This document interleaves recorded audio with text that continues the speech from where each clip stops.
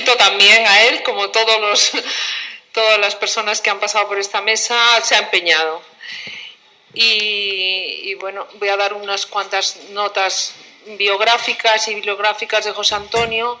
Lo que pasa es que yo creo que en este caso, ahora mismo lo que él más le importa, aparte de sus libros, evidentemente, es el proyecto de la Universidad de Padres, que además es, bueno, creo que le está comiendo la vida, pero es una tarea en la que ha emprendido una labor importantísima. Tiene una página web que podéis entrar, muy interesante, y es ahora mismo su proyecto vital. José Antonio Marina es catedrático excedente de filosofía en el Instituto Madrileño de la Cabrera y doctor honoris causa por la Universidad Politécnica de Valencia. Es una de las personas que además contribuyó en otro sello editorial que no es del Grupo Planeta, pero contribuyó muy importantemente a divulgar la filosofía. Su libro Elogio y refutación del ingenio tuvo el premio Anagrama de ensayo y después tiene bastantes premios más por el resto de su obra filosófica. Y después tiene la otra faceta de educador, en el que también tiene una cantidad de obras importantes y un proyecto que afortunadamente publicará en la editorial Ariel basándose en la experiencia de la Universidad de Padres sobre educación. Yo quiero resaltar en él también otro proyecto importante que tiene aquí en Andalucía, que es el Observatorio de la Lectura. Él lo preside los estudios que hacen y, como todo va relacionado, pues en realidad lo que ellos observan del panorama de la lectura en Andalucía tiene mucho que ver con la educación. El título que nos dio de su conferencia se llama La educación del talento, pero bueno, venís a oír a José Antonio. Tienes la palabra. Gracias, Ana, por la presentación. A mí me encanta hablar con profesores. Para empezar diciendo que yo soy un optimista educativo, porque además creo que hay dos situaciones vitales en que tienen que ser estructuralmente optimistas, que es la situación de padre y la situación de docente, porque si no somos optimistas, mejor que nos dediquemos a otra cosa.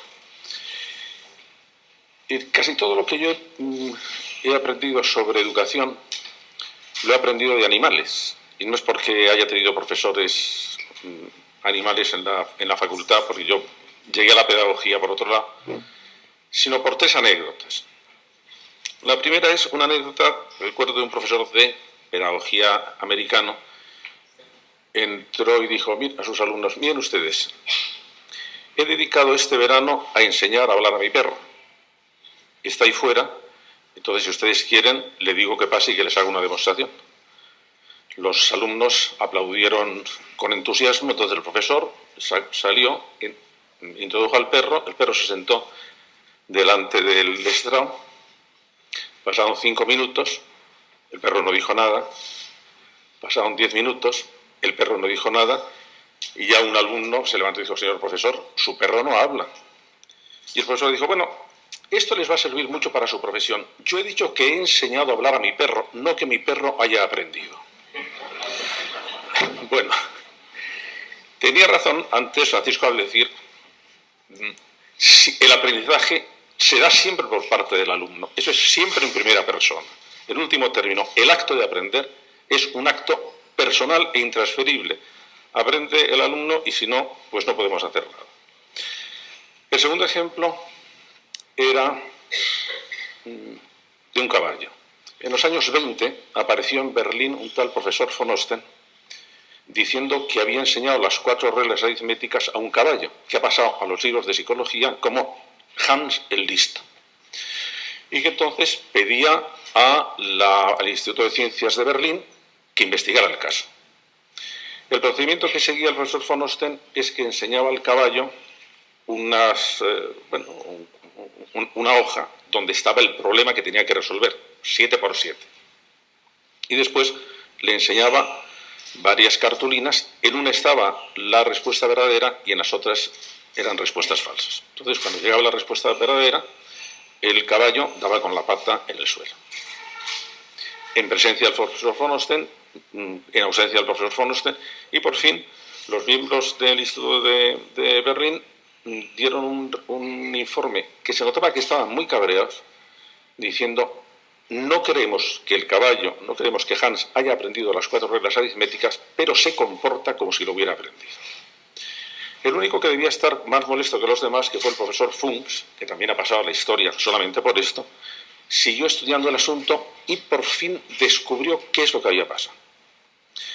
Porque en un momento en que durante la prueba él estaba enseñando a Hans las cartulinas con las soluciones sin saber si le estaba dando la solución buena o la solución mala, entonces Hans no dio pata con bola, se desconcertó, se puso nerviosísimo, y entonces el profesor Funks descubrió que es verdad que había aprendido algo, no a sumar, a restar y a multiplicar, sino a percibir algo que hacía, o algún olor, porque es o alguna actitud o algún embaramiento que hacía el experimentador cuando le estaba dando la solución verdadera.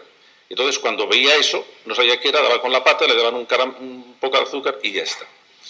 ¿Por qué esto me pareció a mí interesante como principio pedagógico? Pues porque con nuestros alumnos nos pasa un poco lo que le pasaba a Hans el Listo. Nuestros alumnos están aprendiendo siempre algo, pero no sabemos qué. Y entonces toda nuestra sabiduría pedagógica es intentar aumentar la probabilidad de que aprendan lo que nosotros queremos que aprendan. Pero que se trata solo de cuestión de probabilidad. ¿Por qué? Y con esto contesto algo que ha dicho antes el profesor Delgado. Porque la situación de aprendizaje, entre otras cosas por ser cuestiones de personas, es de tal complejidad de factores que en el momento que para hacer una prueba rigurosamente exacta aislamos solo un factor, estamos de alguna manera falseando ya el fenómeno. De manera que los estudios que hay experimentales sobre procedimientos educativos funcionan siempre que no sean muy ambiciosos, siempre que sean sobre funciones muy concretas que se puedan medir, que se puedan aislar con facilidad. Los terceros animales que me enseñaron pedagogía iban ya por otro lado. Nosotros lo que desarrollamos es el talento práctico, que es la gran inteligencia. ¿Cuál es la diferencia entre talento práctico y talento teórico? El talento teórico resuelve problemas teóricos. Y los problemas teóricos se resuelven cuando conozco la solución. En cambio, los problemas prácticos no se resuelven cuando conozco la solución, sino cuando la pongo en práctica, que suele ser lo complicado. ¿Por qué? Porque en el momento de ponerlo en práctica, las ideas solo no funcionan. Funciona la situación, funcionan los deseos, funcionan los miedos, los del profesor, los del no profesor, las expectativas, el pesimismo, el optimismo, el aburrimiento. Y entonces, en toda esa maraña situacional, hombre, si tenemos suerte, hacemos un clarito a ver si puede haber transmisión o construcción o lo que sea de conceptos y de ideas. Porque una clase es una situación de alto contenido emocional por las dos partes, por parte del profesor y por parte del alumno.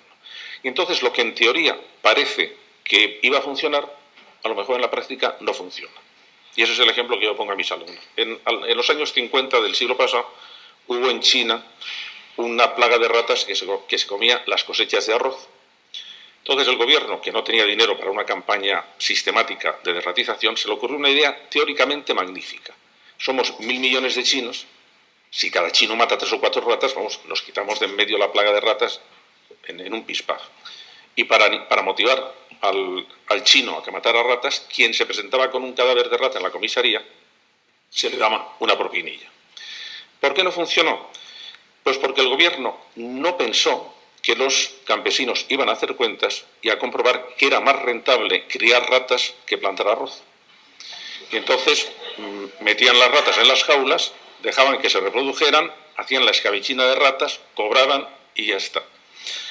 ¿Cuál es la enseñanza? Pues que nosotros tenemos que estar muy pendientes de lo que funciona y de lo que no funciona. Porque la teoría no nos asegura en absoluto que vaya a funcionar en la práctica. Por ejemplo, en teoría era muy buena la integración de las personas con alguna discapacidad dentro del sistema educativo estándar. Bueno, ahora sabemos que ha funcionado bien en los cursos de primaria y no funciona en los cursos de secundaria. Pues ¿por qué? Porque la relación entre los alumnos es muy complicada. Y sí es verdad que la integración en los primeros cursos era muy buena y evitaba discriminaciones aceleradas, pero después para que el niño progrese tiene que tener una discriminación positiva. Ese niño necesita otro tipo de cosas. Bueno, pues lo aprendimos de la práctica porque no podíamos aprenderla de otra cosa. Yo a estas alturas de mi vida, en que Ana ha sido muy amable, yo no soy catedrático en excedencia, soy catedrático jubilado, que es otro asunto, pero vamos, te lo agradezco mucho, la gentileza. Ahora tengo que elegir los temas a los que me voy a dedicar. He tratado en mis libros de muchas cosas, he tratado sobre la inteligencia, sobre los mecanismos de la creatividad, sobre el lenguaje, sobre la voluntad, tema verdaderamente importante para la educación, sobre por qué hemos perdido el concepto de autoridad, sobre los sentimientos, sobre la religión. Y al final creo que la gran creación de la filosofía, bueno, lo que yo estoy intentando es hacer una teoría de la inteligencia que empezase en la neurología y terminara, sin que yo pensara que iba a terminar ahí, que terminara en la ética. Menos mal que ahora grandes neurólogos como Gazzaniga, lo último que acaba de publicar es el cerebro ético, con lo cual ahora me parece que fui un adelantado de la neurología actual. Pero en este momento me parece que a lo mejor que puedo dedicarme es a la educación, no solo a la enseñanza, sino a la educación como gran función, entre comillas, metafísica. ¿Por qué digo esto? Mirad, cuando lo que caracteriza a nuestra especie, lo que caracteriza a la especie humana, y por lo que deberíamos definirla, es porque es la única especie que educa a sus crías. Y que por lo tanto deja a sus crías no solo una herencia genética, sino que deja también una herencia cultural. Y claro, lo de la herencia cultural nos hace a todos seres híbridos. Yo cultivo maíces. Y cuando veo las mazorcas de maíz, que ahora son unos mazorcas de maíz enormes, con una cantidad de granos tremendos y además con tratamientos, casi todos ellos proceden de Monsanto y por tanto tienen tratamiento genético, de ingeniería genética. Ese maíz es un producto natural. Hombre, es un vegetal. Ya, pero es un vegetal penetrado de cultura. De manera que es un ser híbrido de naturaleza y cultura. Si eso se da hasta en las plantas, imaginaros lo que es el ser humano. Cuando nace el cerebro de un niño, sé que es una exageración lo que voy a decir, pero bastante notable, prácticamente es igual que el cerebro de un niño, pues después de la última mutación genética, que es la que dio origen al lenguaje, que sería posiblemente hace unos 200.000 años. Ya, pero 6 años después, ese cerebro no se parecería al cerebro de un niño de hace 200.000 años prelingüístico. ¿Por qué? Entre otras cosas, porque cuando el niño aprende el lenguaje, reestructura sus funciones cerebrales de una manera muy peculiar. Entonces, ¿qué ocurre? Que lo que estamos haciendo en el periodo educativo es que todo lo que la humanidad ha tardado aproximadamente como mínimo 200.000 años en inventar, el niño lo aprende en 6, 7, 8, 9 años. Y que si no le transmitiéramos esa cultura, volveríamos a un estado de primitivismo prelingüístico. Y que por eso Nietzsche decía, el hombre es un animal no fijado todavía. Efectivamente, es que no está fijado. Es que como uno de los, desde el punto de vista biológico sí está fijado. Desde el componente cultural, pues depende un poco a lo que le demos. Y entra dentro de nuestras posibilidades que pueda haber grandes colapsos culturales que entonces redefinan al ser humano de otra manera. Es decir, lo que estamos dedicándonos a la educación, lo que estamos dedicándonos es a mantener la definición del ser humano. ¿A través de qué? Pues a través de la selección de cultura que le vamos a dar. Cuando estoy hablando de cultura no estoy solo hablando de contenidos culturales. Estoy hablando también de los sistemas para controlar la propia conducta. Lo que nosotros llamamos libertad, la capacidad de tomar determinaciones mediante proyectos, es una función aprendida es una función que ha utilizado una estructura neuronal muy potente, que eran los lóbulos frontales, ya para controlarse.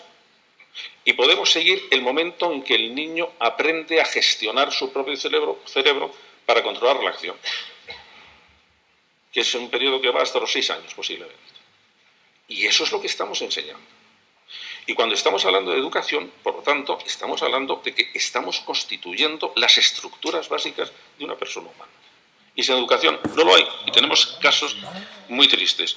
Cuando se daban en la India casos de niños lobos, de niños que habían sido raptados por fieras y que habían vivido con ellas, y algunos, según los datos que yo tengo, los más tardíos se recuperaron a los 12, 14 años, no habían establecido con su cerebro pautas de conducta humana, habían establecido en su cerebro pautas de conducta lobunas y no se recuperaron. Andaban lo más cercano posible a las 4 patas, bebían lamiendo y no aprendieron el lenguaje. No aprendieron el lenguaje. ¿Por qué? Pues porque sus pautas, su cerebro, había recibido una cultura lobuna y no había recibido una cultura humana. De manera que la tarea de que la educación es la que humaniza a una especie de animal listo para hacer otra cosa con él, yo creo que es a lo que me refería al decir que la función educativa es una función metafísica, es decir, nos está constituyendo como especie. Y entonces, ¿qué tenemos que educar? Bueno, pues yo creo que tenemos que educar 2 cosas. La educación es un conjunto de 2 elementos. Un elemento de instrucción es aquel contenido de conocimientos o de procedimientos que nos parece que es interesante para que el niño y para que el adulto, bueno, esté bien ajustado a la situación en que está, a la sociedad en que está, al futuro que le espera. Y hay otro elemento, que es tenemos que formar las estructuras básicas de la personalidad de ese niño o de ese adolescente. Vamos, tenemos que ayudarle a que él las vaya adquiriendo. Y eso es absolutamente fundamental. ¿Por qué? Porque si enseñamos solo una cosa sin otra, nos empezamos con los problemas pedagógicos. ¿Qué es? ¿Qué os preocupa a vosotros como profesores? ¿Que no sabéis cómo explicar una cosa? No, lo que habéis dicho aquí, que no se esfuerzan, que no están motivados, que no sé cómo motivarles, que no sé cómo conseguir que se esfuercen. Claro, es que esa es realmente la tarea educativa más potente, porque ella va a arrastrar a los demás. ¿Y sabemos hacer algo? Claro, sabemos hacer mucho. Sabemos hacer mucho. Lo que pasa es que eso no parece que sea necesario enseñarlo a los que se van a dedicar precisamente a eso. Eso es lo que estoy haciendo yo en los últimos años. Es decir, lo que en los últimos años he estado es viendo a ver qué conocimientos y qué buenas prácticas había en el mundo hasta donde yo he llegado. ¿Para qué? Para ayudar al niño y al adolescente para que desarrolle durante la época de tutela educativa los recursos básicos para poderse después enfrentar con ciertas garantías a los 2 temas que les va a preocupar, que es a ver cómo soy feliz, lo cual incluye a ver cómo me ganó la vida, y segundo, a ver cómo convivo dignamente, que es lo que nos interesa a todos. Y dentro de esas estructuras están las estructuras para acercarnos a la libertad y para acercarnos a la felicidad, y las estructuras para poder entendernos entre nosotros, porque somos una especie solidaria, pero que no nos entendemos. Y entonces, estas son estructuras muy básicas que lo que he estado intentando hacer es en qué momento se adquieren y cómo se adquieran. Y cómo podemos ayudar para que se puedan fortalecer. Vamos a ver, todos nos gustaría que los adolescentes tuvieran sentido del esfuerzo. Bueno, ¿y eso cómo demonios puedo yo fomentarlo? ¿Y en qué momento puedo fomentarlo? Vamos a ver, pues es un ejercicio educativo, filosófico, práctico, teórico de enorme interés, porque en primer lugar hay que analizar a qué me estoy yo refiriendo cuando estoy hablando de la cultura del esfuerzo o de la cultura de la facilidad. ¿Qué entendemos por esfuerzo? Esfuerzo es la energía aplicada a un objetivo difícil y que por lo tanto implica un determinado malestar, implica un determinado cansancio que hay que superar. ¿Con qué otras cosas está el esfuerzo o la claudicación ante el esfuerzo relacionada? Bueno, nosotros sabemos ahora algo que todo el mundo sabía, pero que el pensamiento políticamente correcto había obviado, que es que los niños no nacen iguales. Como sabe toda madre que ha tenido 2 niños. Y se dividen en 2 cosas que tienen un componente genético fortísimo o de acomodación a lo largo del embarazo. Primero, nacen con unas funciones intelectuales básicas, mejor o peor, por ejemplo, la velocidad de transmisión de impulso nervioso, posiblemente sea uno de los elementos. Nacen siendo niños o niñas, porque son 2 tipos de cerebro distintos, no tanto anatómicamente como por el tratamiento hormonal que están recibiendo, y en tercer lugar nacen con un temperamento distinto, que son con pautas muy estables de responder afectivamente a los estímulos. Los niños nacen fáciles o difíciles, los niños nacen vulnerables o seguros, los niños nacen sociables o insociables y los persistencia en la tarea o con menor persistencia en la tarea. De manera que ya de entrada hay un componente temperamental que facilita que unos niños se apliquen a la tarea con más intensidad que otros niños. Y ahora sabemos que hay un plazo educativo, no mucho más allá de los 4 años, en que hay un proceso que los americanos llaman good fitness, que es de buen ajustamiento del temperamento, hombre, para intentar eliminar las cosas que producen mal ajustamiento o para intentar fomentar aquellas cosas que producen un buen ajustamiento. Y una de ellas es, por ejemplo, esta. Pero el esfuerzo va muy relacionado con la capacidad de tolerar la frustración, que es otro asunto. No es exactamente lo mismo, pero el niño y el adolescente y el adulto puede considerar que esforzarse es un tipo de frustración. ¿Por qué? Porque tiene un componente desagradable. Pero desde el punto de vista educativo, enseñar la frustración es otra cosa distinta, que se tiene que enseñar muy pronto. Por ejemplo, hay muchos niños que llevan muy mal sentirse frustrados en los juegos. Bueno, eso hay que enseñárselo hacia los 3, 4 años. ¿Por qué? Porque es ahí cuando lo van a estar haciendo.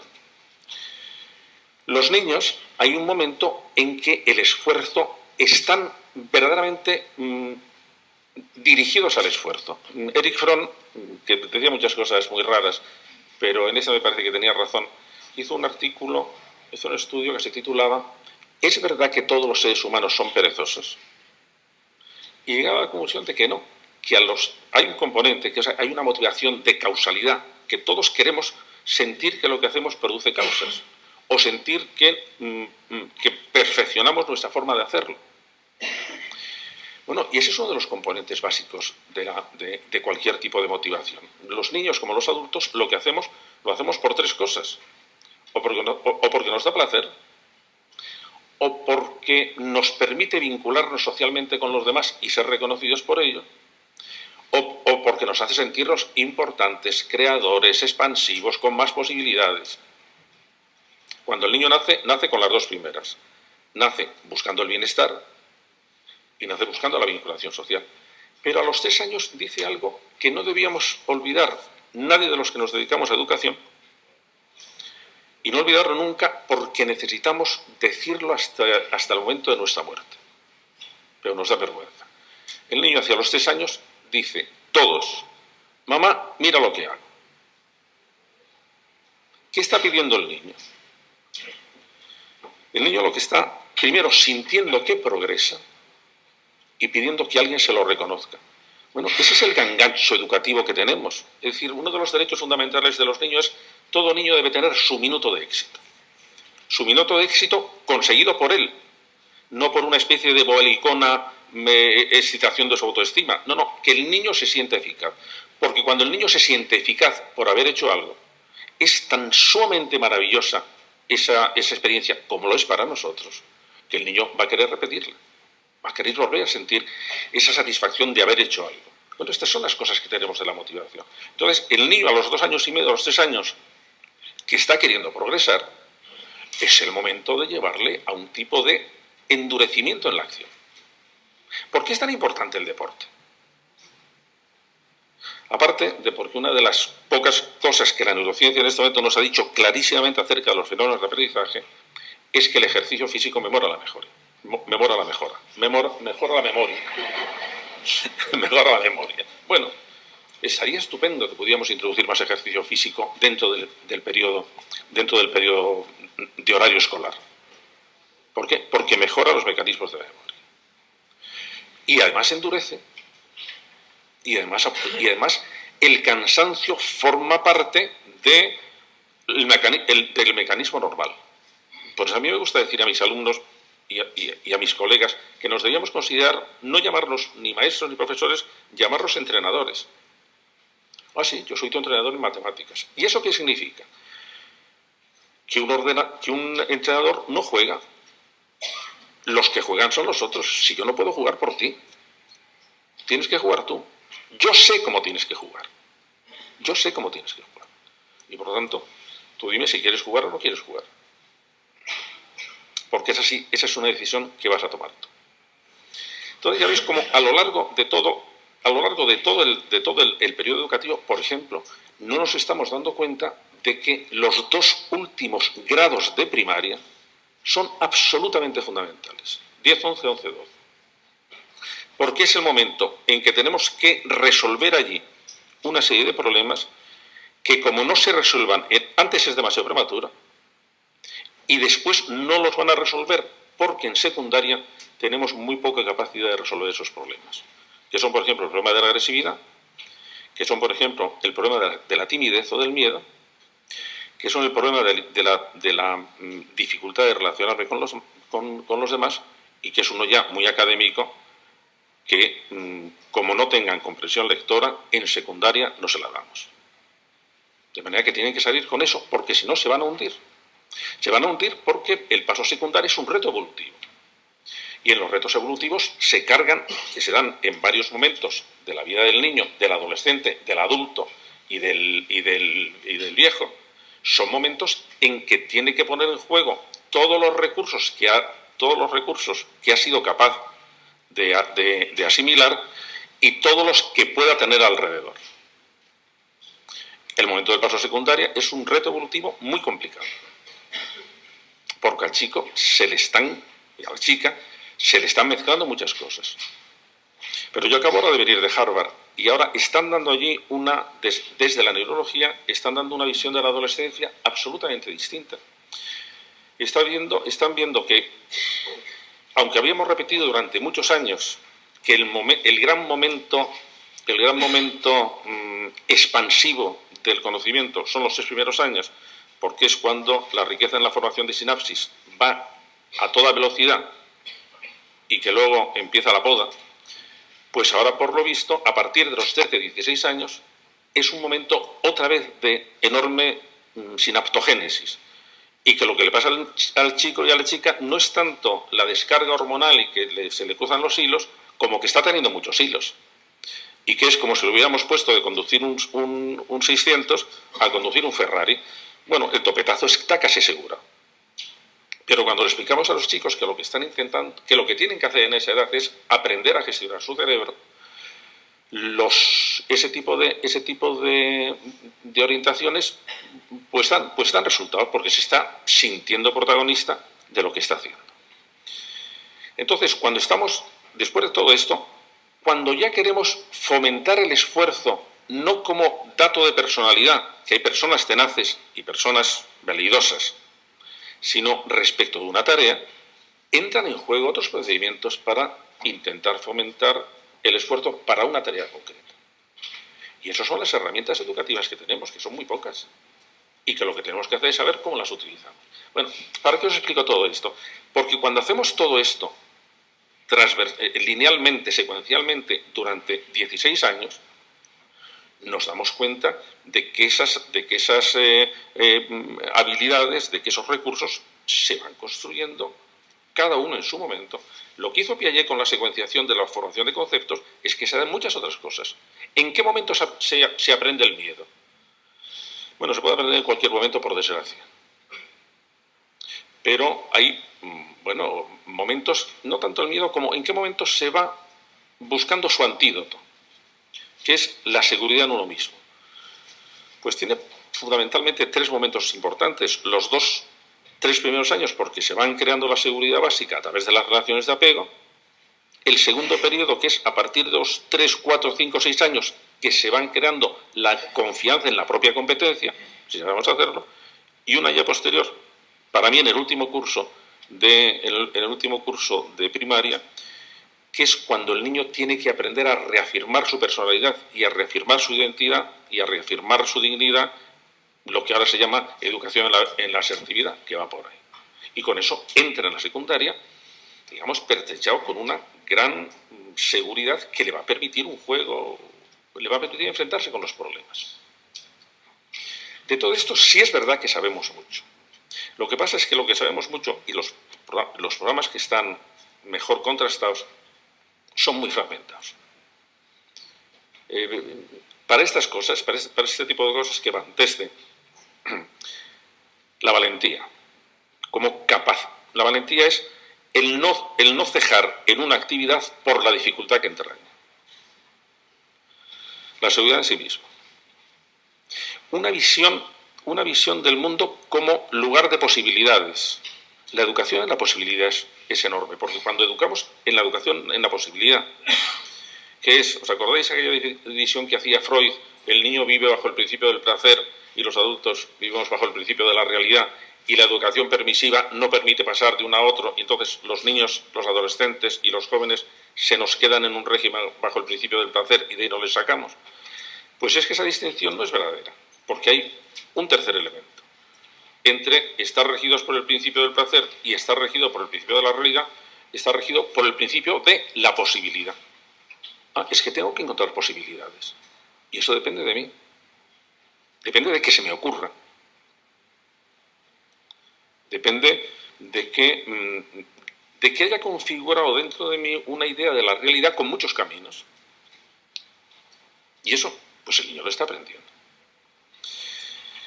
Para mí el hecho de haber seguido estos recursos básicos a lo largo de 16 años en un programa educativo, sin tener ningún tipo de coacción, nada más que, mira, esto es lo que me parece a mí que es lo mejor que se puede hacer, para mí ha sido una experiencia absolutamente deslumbradora, porque me hace ver la cantidad de posibilidades educativas que tenemos. Y cuando las integramos, bueno, es que aumenta mucho la probabilidad de que niños y adolescentes aprendan lo que nos parece importante que aprendan. El problema que yo tenía entonces es, ¿y esto qué puedo hacer con estos programas tan detallados, tan rigurosamente fundamentados, con una carga bibliográfica tremenda? ¿Qué hago? Yo creo que se debía introducir dentro del sistema educativo. ¿Cuáles son los dos agentes educativos importantes? Los padres y la escuela. ¿Por dónde habría que empezar? Ahí yo me he decidido por los padres. Por los padres, primero porque están desde el principio, porque pueden empezar a ponerlos en práctica inmediatamente, mientras que en la escuela cualquier cosa está, como antes ha explicado Francisco, tan compartimentalizada, tan estructurada, tan legalizada, que intentar introducir cualquier cosa dentro, tan sectariamente programada, que entonces pretender introducir cualquier cosa dentro del mundo educativo a través de estructuras educativas, ya no tengo edad para tanto. Entonces, con los padres sí, porque los padres pueden empezar a ponerlos en práctica ya. Y si conseguimos movilizar a los padres que se acerquen a la escuela, y conseguimos tener, digamos, cabezas de puente dentro de la escuela, sí se puede producir una especie de convergencia. Pero fue por esto por lo que hace 3 años fundé la Universidad para Padres, en que son los padres los alumnos, que se matriculan según la edad de sus hijos, y hasta ahora, voluntariamente, por supuesto, van pasando ellos de edad de curso a curso siguiendo a sus hijos, lo cual significa que les sirve para algo, y donde con lo que se enfrentan es con la posibilidad de empezar a fomentar en sus hijos estos recursos básicos. Además lo entienden muy bien, porque es decir, mirad, si a todos os parece que es estupendo dejar a vuestros hijos un capitalito económico, ¿por qué? Porque les va a facilitar la vida. Bueno, pues lo que debéis pensar es que le podéis dejar también un capital personal, los recursos personales, que son intelectuales, afectivos, volitivos y morales, con los que va a estar en buenas condiciones. ¿Para qué? Pues, por ejemplo, para resolver problemas. Vamos a ver, ¿cómo es la función de resolver problemas? Los problemas con que nos vamos a enfrentar, y en realidad todos los problemas, son problemas prácticos. Hombre, una vez que lo he resuelto, el problema, si es un problema, por ejemplo, de matemáticas, el problema es un problema teórico. Entonces yo tengo el planteamiento, tengo la elaboración y tengo la solución.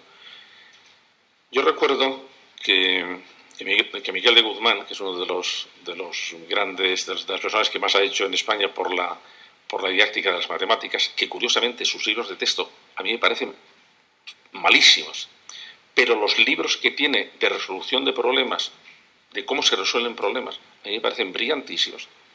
Decía, bueno, que esto de resolver problemas, quien crea que es una operación racional, pues engaña. ¿Por qué? Hombre, claro que es racional. Pero los tanteos, la tenacidad para mantenerse, si seguimos, el ánimo para cambiar de un camino si nos parece que no es muy seguro, todo eso forma parte de una especie de acompañamiento personal, de carácter, podríamos decir, que también es necesario para seguir cualquier tarea investigadora. Hombre, porque la diferencia que tenemos con un ordenador es que el ordenador no se cansa y nosotros sí. Y cuando estamos emprendiendo cualquier tipo de proyecto científico, que es teórico, lo que nos está manteniendo en la actividad para mantener ese proyecto científico es de otro tipo, es personal. Es mi afán de conocimiento, es mi afán de fama, es mi afán de dinero, es mi afán de epatar al compañero, es pues un montón de cosas. Y todas estas cosas tenemos que saberlas manejar. Y tenemos que saberlas manejar en nuestra tarea. Y a mí lo que me ha interesado es hacérselo ver a los padres con procedimientos muy prácticos, porque ahora estamos hablando de temas prácticos. Ahora, por ejemplo, este año ya están, la matrícula se abre hasta el día 15 de junio y ya están todos los programas hasta los 16 años. De manera que ya está todo el proceso educativo. Y nos hemos encontrado con cosas muy interesantes. Por ejemplo, tenemos una escuela para enseñar, todo es online porque ya sabéis que las cosas presenciales no funcionan, pero una escuela para aprender a hablar con adolescentes. ¿Por qué? Bueno, porque es muy complicado. Es muy complicado por la cantidad de malentendidos que suelen surgir. Antes os preguntaba qué opináis de las competencias. Bueno, la ventaja que tienen las competencias es que la definición que a mí me parece mejor, que es no la que ha dado el grupo que ha trabajado con la Unión Europea, sino el grupo que empezó trabajando con la OCDE, que es el grupo de SECO, que trabajaba en Suiza. Tiene una definición de competencias muy interesante. La primera mitad no, porque es el conjunto de conocimientos, de actitudes, de procedimientos. Lo interesante es la segunda parte, necesarios para responder a las demandas complejas de la situación. Entonces, esta segunda parte era la parte interesante, que es, primero tenemos que ver cuáles son las demandas complejas de la situación. Porque eso es lo que va a dirigir qué tipo de conceptos, qué tipo de procedimientos y qué tipo de actitudes vamos a intentar fortalecer. Porque algunas pueden no servir. Por ejemplo, ¿es bueno desarrollar la empatía? Pues sí. Si no tenemos empatía, no comprendemos a la otra persona. Bueno, pero yo las personas con más empatía que conozco son los timadores profesionales. Que es que, vamos, se conocen a la otra persona, pero hasta las entretelas. Hombre, la empatía será buena si va dentro de un marco más amplio y respondiendo a unas demandas de la situación muy estrictas. La buena convivencia, la convivencia justa, la convivencia moralmente clara. ¿Cuáles son las competencias lingüísticas? Que es por lo que ha salido esto. Hombre, tendremos que comprender y expresar, por ejemplo. Y dentro de comprender vamos a intentar eliminar los malentendidos. Eso tiene algo que ver con estudiar qué es el lexema, el semema, el morfema, el antilexema, cosa que no interesa a los profesores de lengua, y con toda la razón, que se esfuerzan por que les interese a los alumnos, pero con una absoluta falta de convicción, porque claro, si los alumnos oyeran lo que los profesores decimos sobre lo que estamos enseñando en las salas de profesores, pues iban a pensar que éramos unos caraduras. Por lo tanto, otra vez tengo que explicarles el rollo este del semema. Y además es que se me ha olvidado del año pasado, ¿sabes? Porque como no vale para nada. ¿Y por qué no dedicarse a estudiar situaciones lingüísticas reales? Yo ya tengo muchos años, los profesores muy viejos, hay una experiencia que nos hace mucha gracia, que es cuando encontramos a un alumno después de muchos años y le preguntamos, oye, ¿y tú de qué te acuerdas? Y entonces casi todos dicen, pues yo de filosofía muy poco. Pero siempre se acuerdan con toda claridad de algunas cosas. En mi caso, se acuerdan todos del consejo que les daba de historia. El consejo que les daba tenía que ver con esto. Yo les daba clase de filosofía. Les daba un consejo a los chicos y un consejo a las chicas. Precisamente porque creo que los conflictos... No miento, no lo creo. La Asociación Americana de Psicología ha dado unas estadísticas diciendo que más del 80% de las parejas matrimoniales que van a los consultores matrimoniales en Estados Unidos se quejan de algo que tiene que ver con el lenguaje. Que es, o no hablamos de ciertas cosas, o no nos entendemos. De manera que, cuando lo decía porque sé que esto es un problema. Entonces, el consejo que daba a las chicas es, mirad, tenéis que tener en cuenta que durante la época del noviazgo, del cortejo, del ligue, o como queráis, a los chicos se les despierta una locuacidad efímera. Hablan más que nunca y luego se les pasa. Con lo cual, la primera protesta es, oye, es que ya no me dices. El consejo que daba a los chicos era distinto. Era, época del noviazgo, del cortejo o del ligue, las chicas escuchan más y mejor que en el resto de su vida. De manera que entonces los problemas no van a ser, van a aparecer por otro lado. ¿Qué es lo que me interesaba a mí decirlo? Oye, que el tema del lenguaje y el tema de la comunicación lingüística es absolutamente nuclear dentro de cualquier tipo de relación. Y que cuando empezamos a estudiar ejemplos tan sencillos como el siguiente. Un ejemplo de diálogo. Una chica va con su madre a Zara. Y dice, se pone una blusa. Mamá, ¿qué tal está esta blusa? ¿No te podías probar una talla mayor? O sea, que estoy como una vaca. Eso es lo que querías decirme. Ya no vuelvo a salir contigo. Eso es gracioso dicho así. Pero cuando se lo das a los adolescentes y le dices, ¿me queréis analizar lingüísticamente qué hay en este mensaje? Bueno, empiezan a ver el asunto de las relaciones de otra manera. Porque eso está respondiendo a las demandas complejas de la situación, que es que entenderse es muy complicado. Y en cambio los árboles sintácticos no valen para nada en esta situación. Pero saber la diferencia que hay entre significante y significado, sí. ¿Por qué? Pues porque a un significante le puedo dar varios significados. Y en el momento que hagamos esa selección de programación, pues entonces empezaremos a adecuar las competencias lingüísticas a las demandas de la situación en todos los demás asuntos. Os decía al principio que yo soy optimista educativo y que, por lo tanto, es que creo que podemos hacer muchas cosas. Antes decía Ana, al final, la parte teórica de todo este programa de la Universidad de Padres es la que va a ir en una colección de libros que aparecerá con Ariel, porque creo que resume lo mejor que se está haciendo. Además, hay una razón por la que creo que es lo mejor, porque como no me preocupa copiar, si supiera que hay algo mejor lo copiaría, de manera que... Pero fijaros en alguna cosa que no se nos enseña. Siempre que estamos hablando de algo que tiene que ver con el aprendizaje, aunque sea el aprendizaje de conceptos, lo que estamos diciendo es que tenemos que esforzarnos porque el alumno realice una serie de acciones.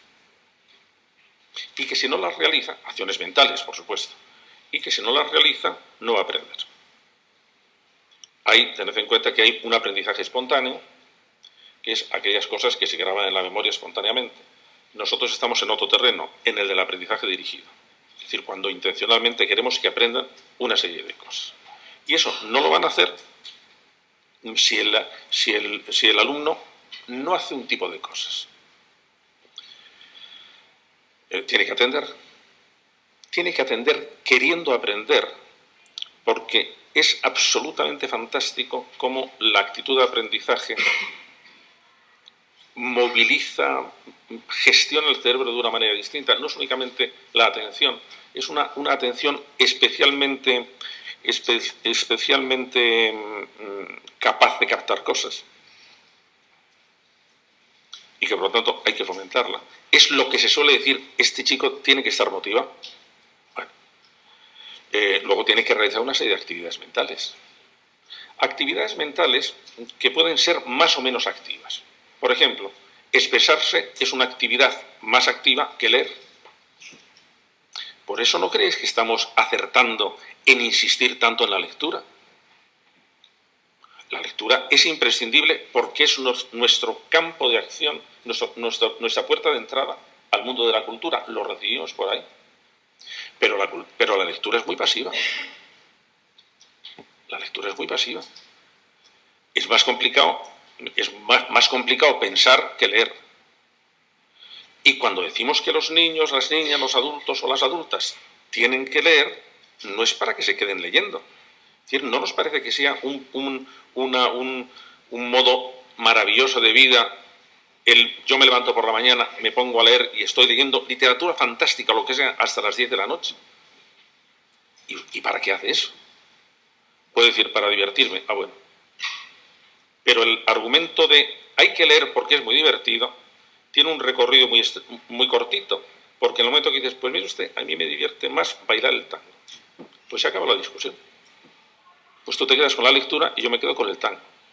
No, cuando estamos hablando de la lectura, estamos hablando porque la lectura nos parece necesario para otras cosas, para el momento expresivo, para pensar mejor, para entenderme mejor, para comunicar mejor, para tener una visión poética de las cosas, en el caso de la poesía.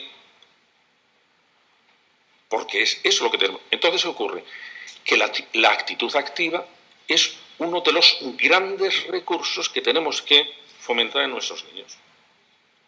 Porque una actitud activa significa una postura muy peculiar respecto de las cosas. Las encuestas, esto ya son los estudios que tenemos acerca de las personalidades pasivas, pues tienen muchos riesgos. No se enfrentan con los problemas, se enrocan en sistemas de defensa, tienen un porcentaje de depresiones mucho mayor que los demás y tienen un porcentaje de dependencias mucho mayor que los demás.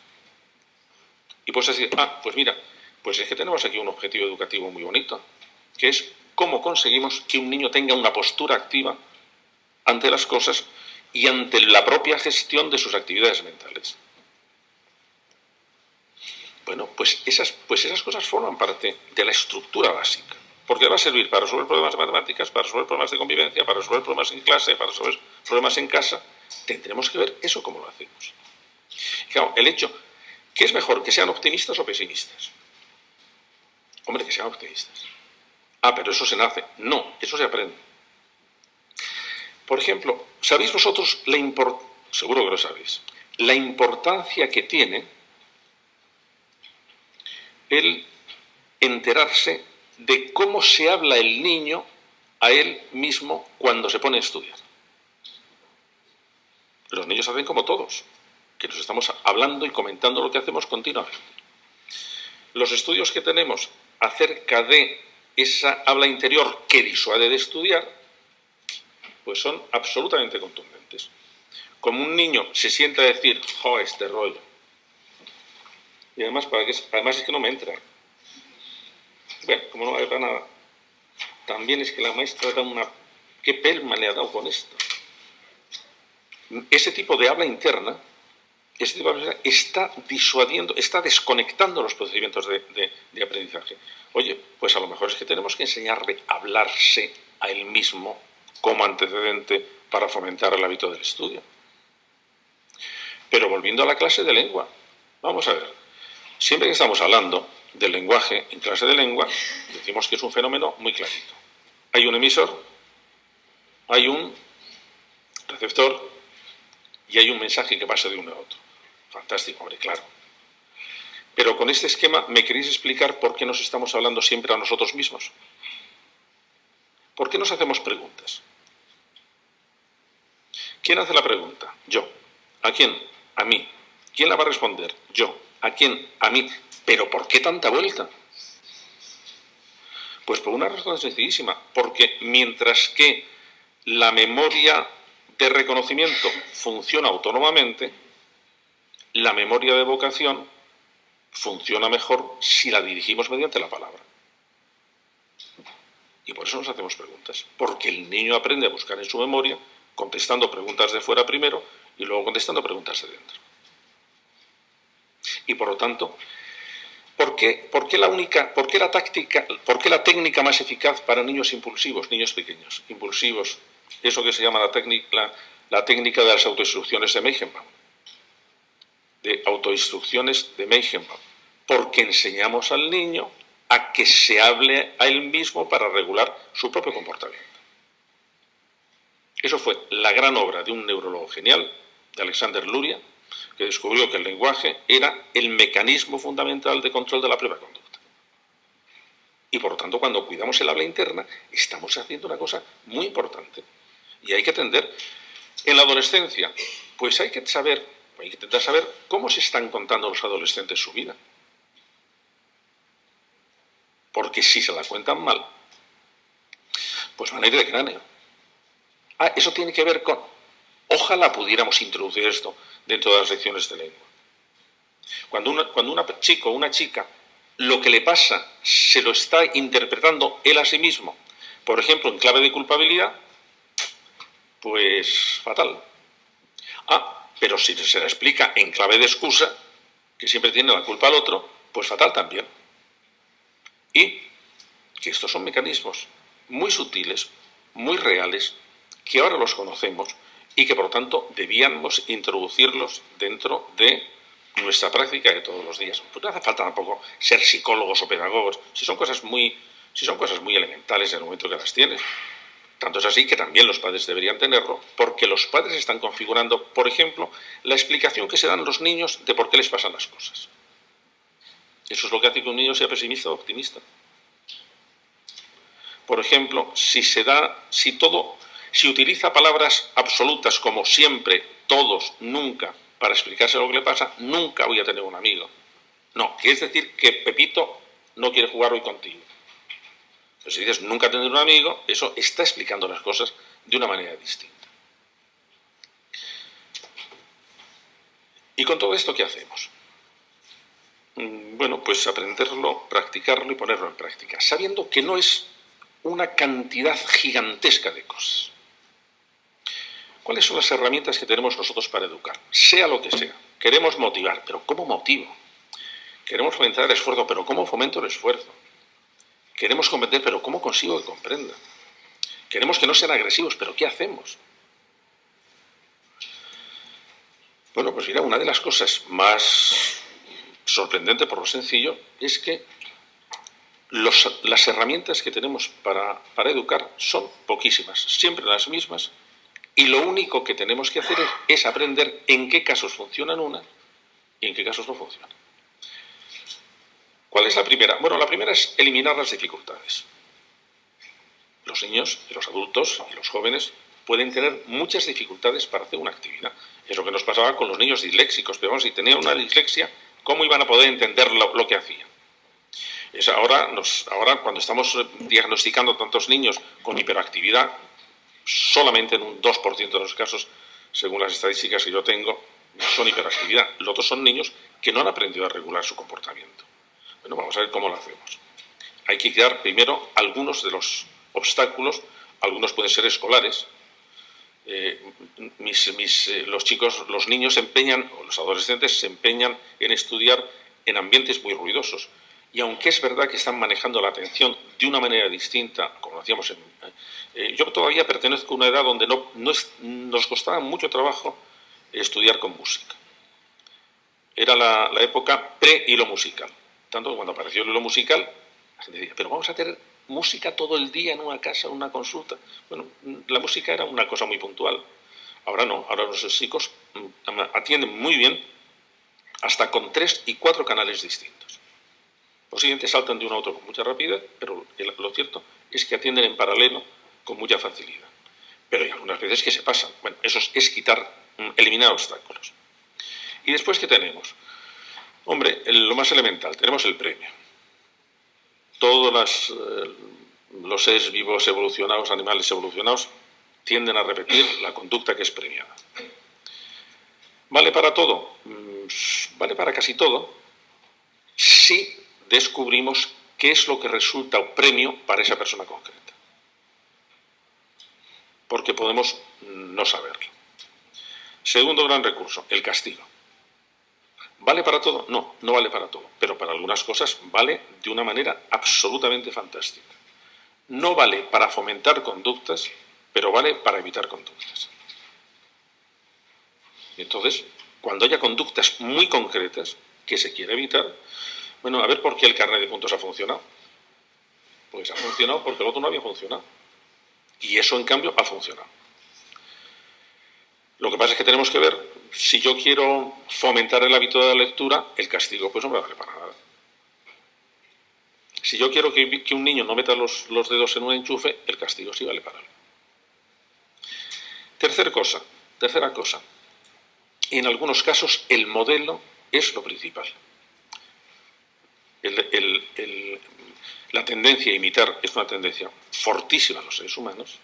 Y entonces, si proponemos buenos modelos, aumentaremos la probabilidad de que los cumplan.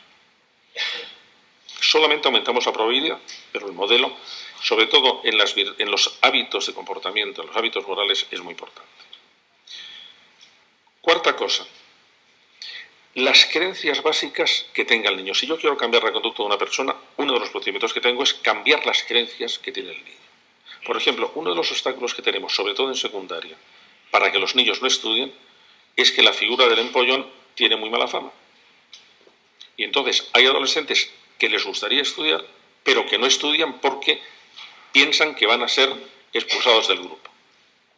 Ahí lo que están funcionando son las creencias que tiene este niño o este adolescente acerca de lo que hay por debajo de eso. Quinto, bueno, si cambio los sentimientos de una persona, voy a influir en su comportamiento.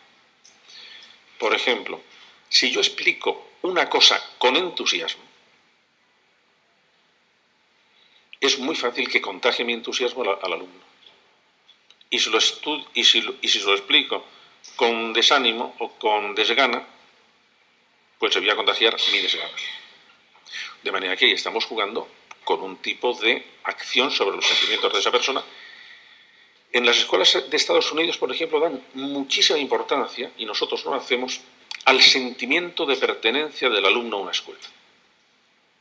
Consideran que fomentar, yo es que pertenezco a esta escuela, bueno, y es como la pertenencia a un equipo. Yo quiero que mi equipo gane. Bueno, pues yo quiero que mi escuela gane. ¿Y gane en qué? En que saque todo, a ser posible que saque mucha gente muy buena nota, que sea muy brillante, que los resultados sean estupendos, a que tengamos un prestigio de buena escuela. Nosotros no cuidamos nada de la pertenencia a la escuela. hasta hemos quitado las únicas acciones que había de identificación con los centros, que eran las ceremonias un poco solemnes de inauguración o los de clausura. Eso nos ha parecido que era una imbecilidad. Ahora el nuevo gobierno de Inglaterra, los gobiernos de ingleses son fantásticos. En el momento que llegan, dicen que lo importante es la educación, luego no saben muy bien qué hacer con ella. El nuevo gobierno ha dicho que el acertar con un buen uniforme es un componente del éxito de la escuela fantástico. Bueno, en muchos casos es verdad. Si se considera que el uniforme es como en los colleges de la universidad inglesa, que claro, llevar la chaqueta de Eton, llevar la chaqueta de Oxford, llevarla de Cambridge, es una señal de orgullo de decir, yo soy de Oxford, yo soy de Cambridge. Pero lo que sí es cierto es que hay una serie de sentimientos alrededor que están influyendo en nuestra manera de colocarnos de las cosas, que tiene una influencia. Nosotros tenemos que ser retóricos. Sabéis que la retórica era el arte de mover los sentimientos mediante la palabra. Todo profesor tiene que ser un retórico, porque tenemos que saber mover los sentimientos mediante la palabra. Y por último, el razonamiento. No es que sea muy poderoso, pero es, digamos, la última línea de resistencia. Al final, las otras cosas funcionan si en último término, sobre todo en la adolescencia, podemos dar las razones. Y no tenemos más. Y antes, cuando uno de vosotros preguntaba, ¿y cómo se puede hacer? Pues es sabiendo utilizar estos elementos que tenemos, porque no hay otros. Porque no hay otros. Y el único asunto, que eso que yo enseño a mis padres, es a ver si vais aprendiendo cuándo funciona uno y cuándo no funciona otro. ¿Para qué? Pues hombre, porque ahí está el sexto sentido, el buen ojo educativo. Yo creo que esto va a funcionar, pero con la idea de que no son infinitos recursos los que tenemos, que son estos pocos, y que por lo tanto nuestra sabiduría es a ver cuándo aplicamos uno o a ver cuándo aplicamos el otro. Cuando hablo con profesores, por eso a lo mejor alguno me lo habéis oído ya decir, siempre termino contando una historia. Porque todos tenemos mucha tentación de desánimo, porque nos parece que los problemas nos desbordan y que aunque no nos desborden, que viene uno detrás de otro. Es decir, pasan las generaciones de alumnos son como las olas, va uno pero vuelve otro. Es decir, siempre estamos en una situación de, pues hay que volver a empezar. Y a mí me gusta recordar una historia que yo sitúo en Toledo, pues porque soy de Toledo, mientras estaba construyendo la catedral.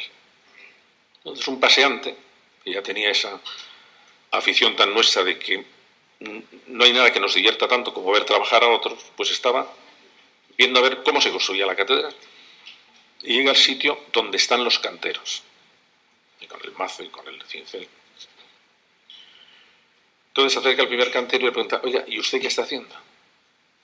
Y el cantero debía tener un mal día, pues aquí con esta puñetera piedra, con el calor que hace, el capataz es un cabrón, el sudor, en verano los días no se acaban, esta vida es un asco.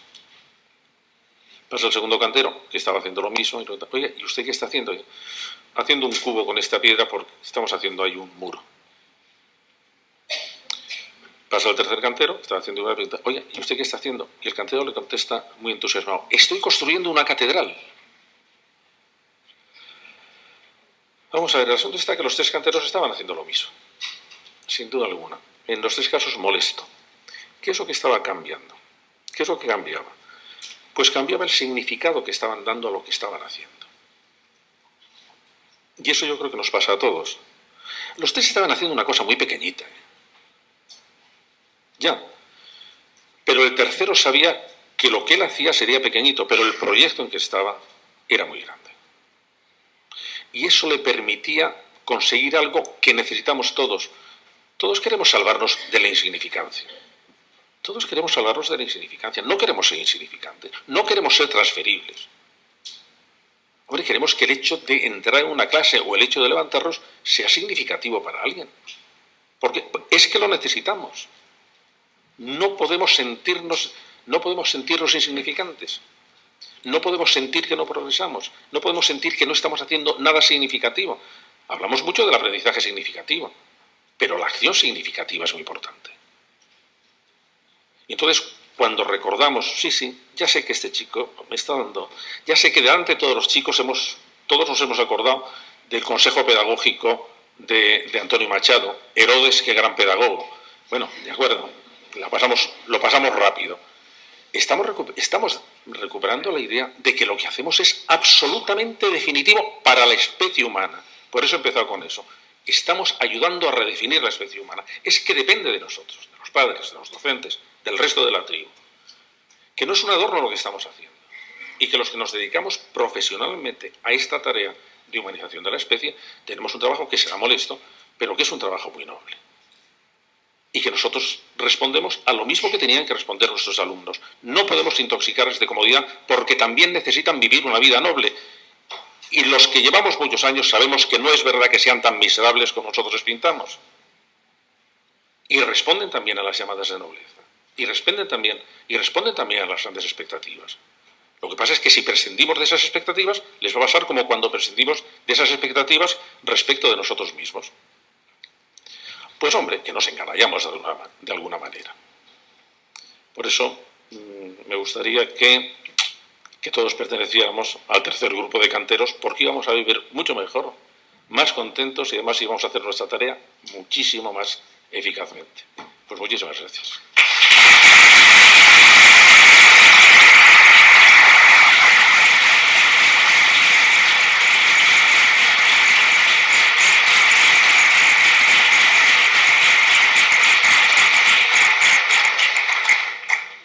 Muchas gracias, José Antonio. Y abrimos el turno de preguntas. ¿Quién quiere? ¿Nadie se va a atrever? No, contigo. A estas alturas estáis muy desmejorados ya. No, pero antes, mientras alguno se decide... Sí, mira, ya tenemos la información al final. La información sobre la Universidad de Padres está en una web que es www.universidaddepadres, todo seguido, .es. universidaddepadres.es. Sí, yo quería aprovechar, al hilo de la conferencia, llevamos una mañana hablando un poco de metodologías. No sé si se me oye. Sí. Llevamos una mañana hablando de metodologías sobre enseñanza, nuestros problemas como enseñantes. Y yo creo que esto es una muestra de que se nos está olvidando lo básico. Para enseñar y para aprender hace falta dos cosas. Un maestro, al que los alumnos le concedan la sabiduría de maestro, y unos alumnos que sean enseñables. Y esta hora ha sido de un maestro y alumnos enseñables. No ha habido ordenadores, no ha habido tecnologías, no ha habido TIC 2 ni 3. Lo que ha habido es un maestro y alumnos enseñables. Usted no podría habernos enseñado nada si yo me dedico a jugar a la pelota o a tirarle del pelo a la delante. No, sí, pero perdona que te diga que yo creo que, por supuesto, mira, cuando estamos hablando, por ejemplo, de que se ha perdido la autoridad del maestro, naturalmente que antes era más fácil al maestro enseñar porque no tenía que ocuparse de que los alumnos le respetaran y ya tenía esa tarea hecha. Bueno, habrá cambiado la situación y ahora tenemos que saber nosotros, como una tarea educativa, lo que antes ya se daba por hecho, que tendremos que agarrarnos el respeto de los alumnos. Ahora será más difícil, pero eso forma parte de nuestro trabajo también, hacer educables a los alumnos. No, hay alumnos difícilmente enseñables. Uy, no. Por ahí no. No, por ahí no paso. No, por ahí no paso. No, es verdad. Si empezamos así, empezamos bien, No, vamos a ver. Mira, os recomiendo que leáis un libro. Me pidió el autor que se lo presentara y es una de las personas más brillantes en educación. Es Daniel Pennac. Y el libro es Mal de escuela. Mal de escuela.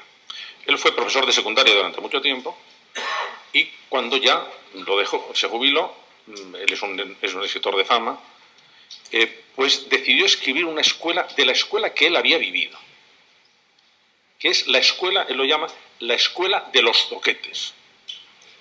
De los zoquetes. Bueno, es que los fantásticos, los listos, casi no los necesitan. Si van como motos. Quienes necesitan a la escuela son los alumnos no enseñables. Esos son los que necesitan la escuela. Los otros nos necesitan hasta cierto punto. Bueno, sí, hombre, claro que nos necesitan. Esto es una exageración. Pero nosotros estamos hechos para los malos alumnos. Esos son los que nos necesitan. Y él cuenta lo que fue su vida, hasta que a mitad del libro, de repente, él prácticamente llevaba una vida casi de delincuente juvenil. Y en un momento dado dice, y en aquel momento un profesor me salvó. Y empieza a contar qué hizo el profesor.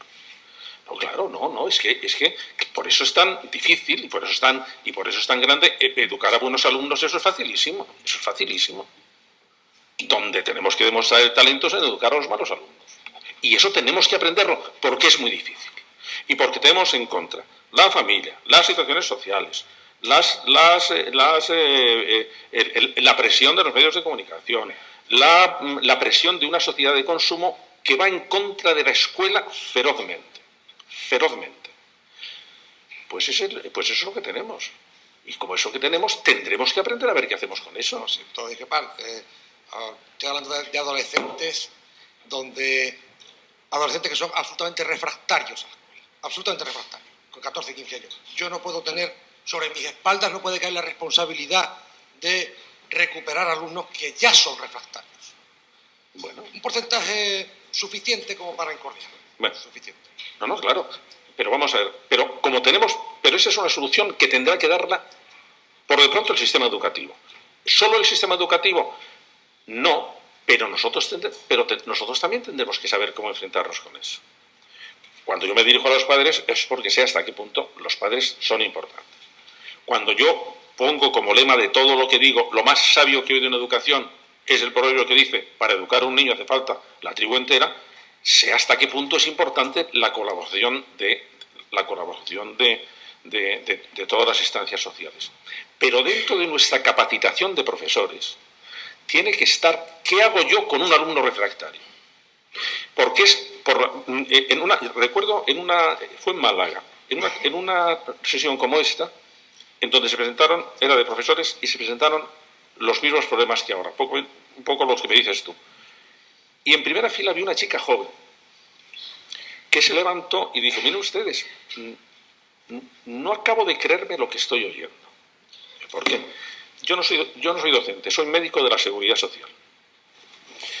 Y como son los dos grandes sistemas sociales que hay, el de educación y el de la Seguridad Social, quería ver qué había dentro de ustedes.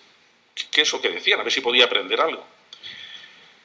Lo que me han dicho es que hay que reciclarse, que tienen que reciclarles. Oiga, nosotros tenemos que estar con un reciclamiento permanente. ¿Hacen ustedes muchas reuniones de actualización didáctica en sus centros educativos? En los hospitales sí los hacemos. ¿Lo hacen ustedes? Pues entonces no digan quién les va a reciclar. Usted tendrá que hacerlo. Nosotros tenemos que estar al tanto de los... Segundo, imagínense ustedes que nosotros dijéramos, joder, con los enfermos de ahora. Antes venían enfermos sanos, bueno, enfermos claritos. Uno tenía una pulmonía y tenía una pulmonía. Ahora nos vienen pulmonía, con alergia, con depresión y además habiendo leído lo que ha mandado en televisión un médico que es fantástico. Si dijéramos, hombre, ya podían venir educados los enfermos de su casa, pues tenemos que apechugar con lo que tenemos.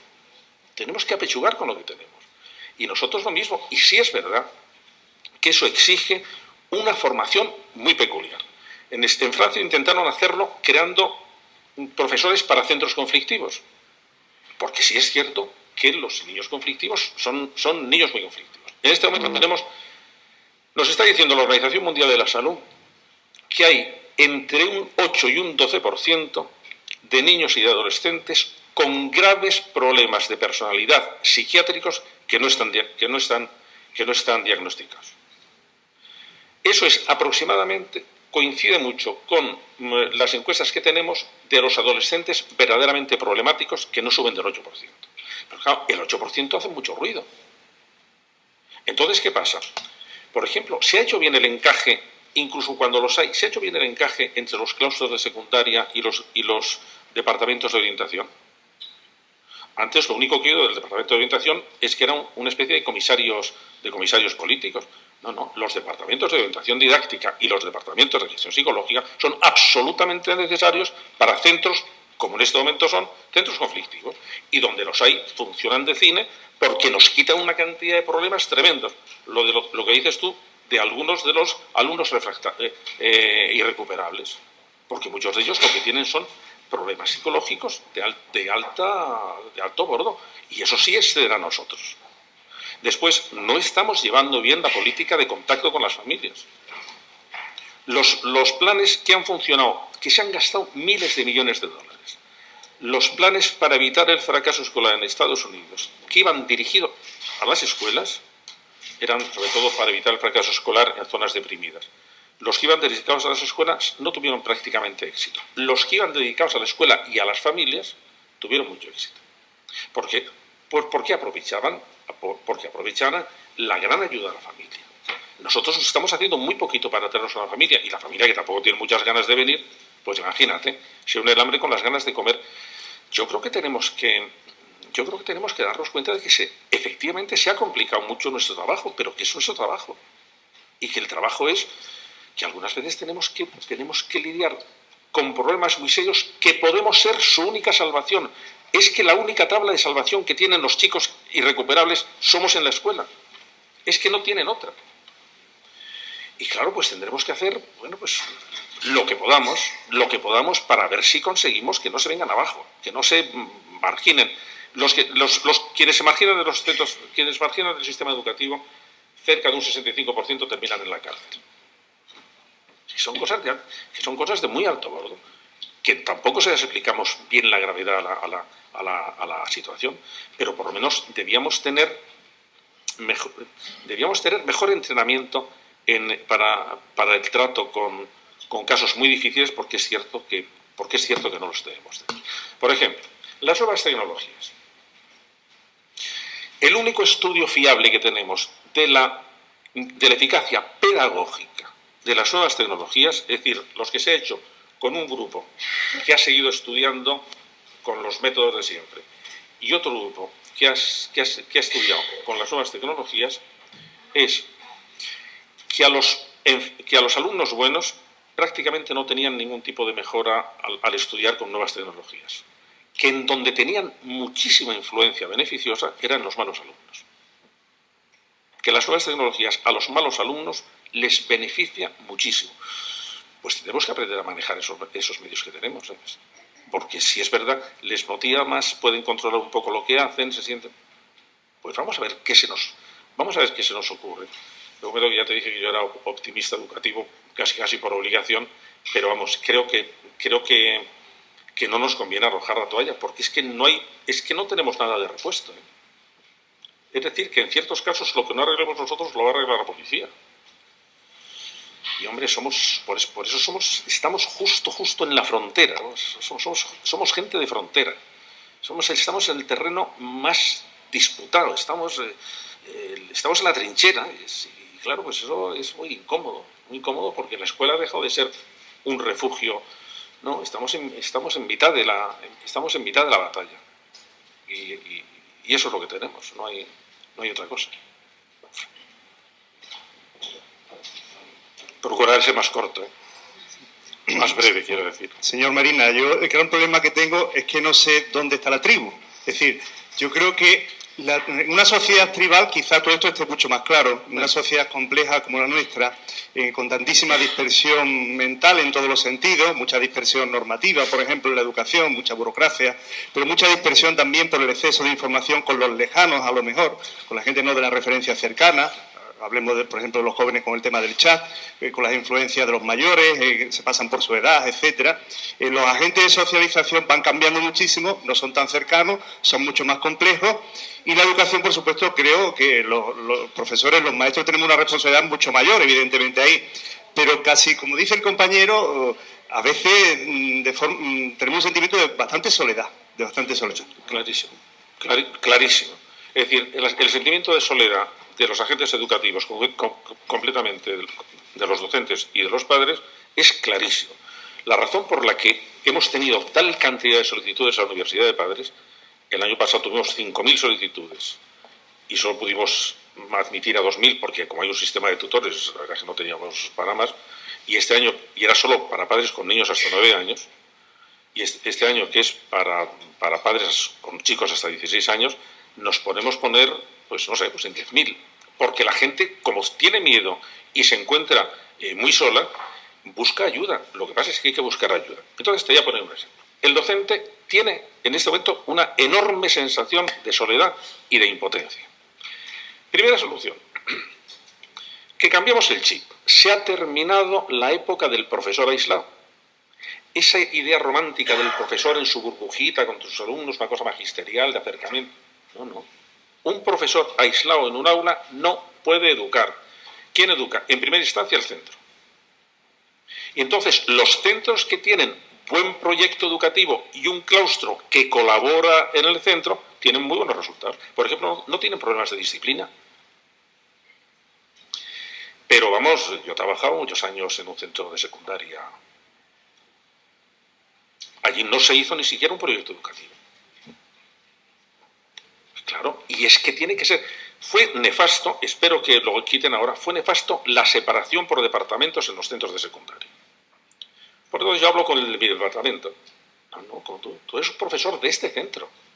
Y tienes que saber muy bien que todo el centro está trabajando para lo mismo. Y que delante de ciertos problemas no puede actuar nada más que el centro entero. Y si me apuras, en contacto con los otros centros de la zona y en contacto con un elemento que podría ser muy útil y que no lo es, que son los centros de profesores y recursos. Porque necesitamos trabajar como sistema. Y entonces nos sentiríamos mucho menos solos. ¿Lo hacemos? Pues no lo hacemos. Y eso sí que dependía de nosotros hacerlo. Pues no, claro que lo podemos. Lo que pasa es muy molesto, es que es muy molesto. Es que es muy molesto no hacer los claustros durante el recreo. Pues es muy molesto. Pues deberíamos hacerlo de alguna manera. Esto lo hablo con vosotros porque somos todos del oficio. Pero es que es el claustro el que tiene eficacia educativa. Segundo punto de reunión, con los padres. Pues necesitamos colaborar con los padres porque si no, no tiene eficacia educativa. Hombre, yo lo he hecho como se me ha ocurrido. Me dirijo a los padres. Espero que dentro de poco tengamos una red a través de Internet con los padres, que ya tendrán prácticamente todos Internet, y nos comuniquemos más flexiblemente con ellos, pero no solo para darnos las notas, sino porque hacer las tutorías presenciales, la irritación que tienen los padres con las tutorías es feroz, porque están en horas de trabajo y tienen que pedir permiso para no ir a trabajar para ir a las tutorías. Pues ahora, a través de unas tutorías online se las podemos llevar en casa. Ya tenemos el centro como centro, no como conjunto de profesores, como centro. La reunión con los padres es el segundo elemento de la tribu. Tercero, los mejores proyectos que se han hecho para resolver problemas educativos grandes son en la dimensión de los municipios. Yo he hecho un plan educativo para un municipio de aquí de Andalucía, para Alcalá de Guadaira. Eso sí que moviliza a toda la tribu. ¿Quién lo debe iniciar? En principio debe iniciarlo desde el ayuntamiento, que no tiene responsabilidades educativas, de manera que tiene que ser alguien que diga, oye, ¿por qué no tratamos este problema? ¿Y cuál puede ser? Pues, por ejemplo, fracaso escolar. Si decimos, vamos a ver, vamos a explicar a este pueblo que el índice de fracaso escolar es muy alto y que eso es un problema para las víctimas y para el resto del pueblo. ¿Y qué debemos colaborar todos? Y entonces hemos hecho una metodología. ¿Y esto cómo se hace? Pues vamos a organizar, primero, vamos a marcarnos un objetivo a 3 años, que en 3 años disminuya la mitad el fracaso escolar. ¿Es bueno? Es bueno. ¿Quién puede hacer aquí? Pues puede hacerlo todos. Hombre, los primeros los centros educativos, sin duda alguna. Y después, los padres y las asociaciones de padres. Y después, el sistema de sanidad.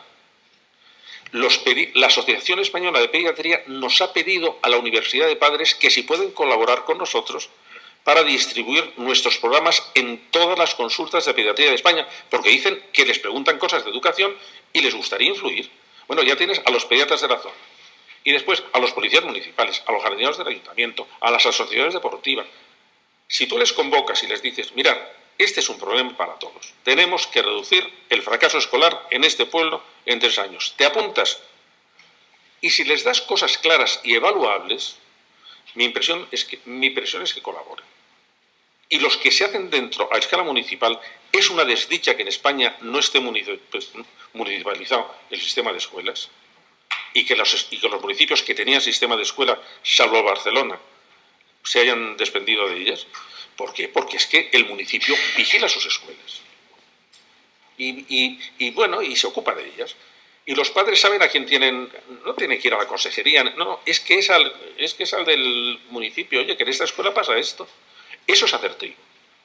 Y eso no hacen falta grandes presupuestos, hace falta cambiar un poco de actitud y darse cuenta de hasta qué punto eso podría mejorar las cosas. El centro como una unidad, la unidad de padres y centros, y cuando se puedan unir con otros centros. Pero no tenemos una cultura de colaboración. Porque, entre otras cosas, de la Universidad Española salimos autistas funcionales. Y claro, cuando tienes que colaborar con el otro, pues porque te va a poder resolver muchos problemas. Y vamos, te doy estas cosas porque creo que tenemos muchas formas de hacerlo. Y nos decidiremos o no nos decidiremos, pero vamos. Pero mira, en esto, yo hace un año tuve que escribir un prólogo a las obras de un gran escritor que tuvo muy mala suerte, Max Aub, y me llamó la atención la frase que él había escrito como epitafio para su tumba. Y yo ahora la repito mucho, no porque tenga ningún interés en mi tumba, sino porque parece una frase muy noble, muy animosa. Dice lo siguiente: hice lo que pude. Eso es lo que quería poner eso que quería poner en su tumba. Oye, yo creo que si nos pudiéramos ir a la tumba dentro de muchos años y que pudieran poner, pues hizo lo que pudo. Yo creo que podríamos hacer muchas cosas. Sí, yo no puedo resistir la tentación no quería intervenir, pero no puedo resistir la tentación. Decirle, por ser breve, que ha hecho mucho éxito la frase de para educar a uno hace falta la tribu. Yo creo que necesitaría una segunda parte para que se terminara de entender bien. Una de las bienaventuranzas de Jesucristo decía aquello de bienaventurados los mansos porque ellos poseerán la tierra. Alguien decía después, siempre y cuando que después de poseer la tierra sigan siendo mansos. Habría que decir, pues sí, está muy bien eso de que hay que educar toda la tribu. La segunda parte tiene que decir, siempre y cuando que la tribu esté articulada. Porque si no está articulada, lo que puede ocurrir es que puede servir esa frase para que uno se eche la culpa a los otros y cada uno no haga lo que tiene bajo su responsabilidad. La segunda cuestión que quería señalarle era una pregunta directa. Últimamente se está poniendo mucho de moda, a mí me pone los pelos como escarpias, las afirmaciones después de los estudios internacionales y de los estudios nacionales o de las pruebas objetivas, de las pruebas de diagnóstico que se aplican en las comunidades autónomas, por las cuales se viene a concluir que los resultados escolares están directamente ligados a la procedencia social, económica y cultural de los alumnos. Y se viene a presentar algo que es terriblemente, creo yo, con unos errores metodológicos gordísimos, porque es que cogen algunos de los datos y esos son los que ponen en relación. Y anulando por completo la capacidad que pueda tener la institución escolar de cambiar esa situación, de seguir de segunda oportunidad a aquellos otros alumnos que vienen de medios más desfavorecidos. Creo que esto es terrible. Yo le quería preguntar sobre ello su opinión. Vamos a ver, sobre lo primero, efectivamente el proverbio africano tiene una segunda parte que por lo menos yo utilizo, que es, la primera es, para educar a un niño hace falta la tribu entera. Para educar bien a un niño hace falta una buena tribu. De manera que son las dos cosas. Segundo, la correlación entre la eficacia, los resultados en la escuela y la procedencia social, cultural o económica sí es verdadera, pero hay que saber exactamente cómo se mide. Porque no está tan claro que alumnos de renta muy alta vayan a sacar todos muy buenas notas. En Madrid se ha hundido alguno de los colegios de élite porque la educación permisiva se ha dado por franjas. La educación permisiva ha sido la educación lo que la mixomatosis al conejo. O sea, y entonces, durante una época, la educación permisiva fue fundamentalmente de clases altas, o de clases medias altas más bien.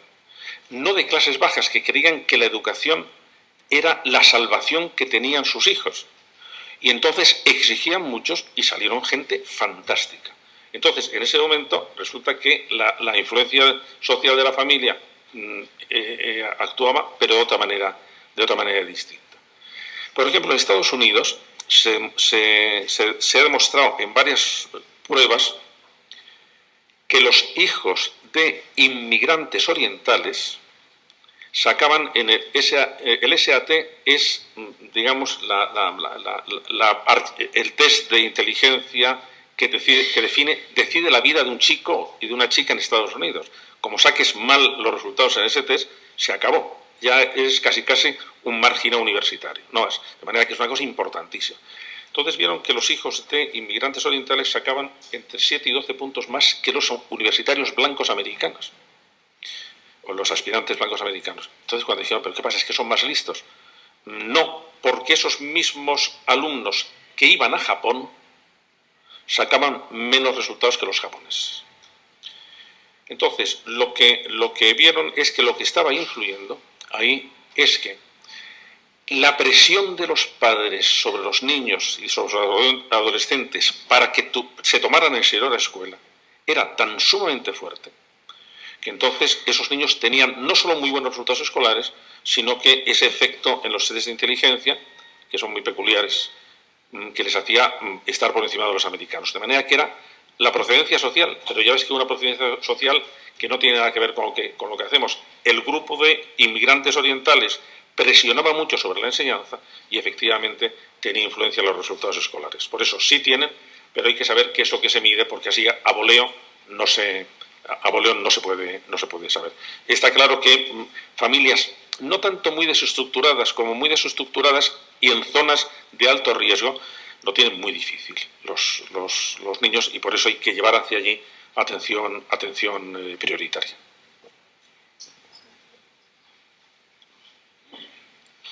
Sobre este tema de las correlaciones ecológicas, ¿no? Que es una metodología de análisis. Tuve ocasión en estos 2 últimos años de leer sobre un debate precisamente en Estados Unidos en torno a este tema, no solamente este caso que ha nombrado, que me pareció bastante curioso, también sobre la distribución de las poblaciones afroamericanas, los resultados, en fin. Pero lo que sí que también he notado, la respuesta que ha tenido por un sector muy grande de analistas de sistemas. El problema que hay en todo este tipo de correlaciones poblacionales o correlaciones ecológicas en general es el problema asociado a la interpretación de los resultados, puesto que son procesos con un elevado grado de contingencia y es prácticamente imposible. Y he recordado ahora lo que decía durante la exposición: cuando se toman análisis sobre cosas concretas pueden dar algún resultado. Todos estos trabajos que se han hecho en Estados Unidos están siendo muy contestados en esos aspectos.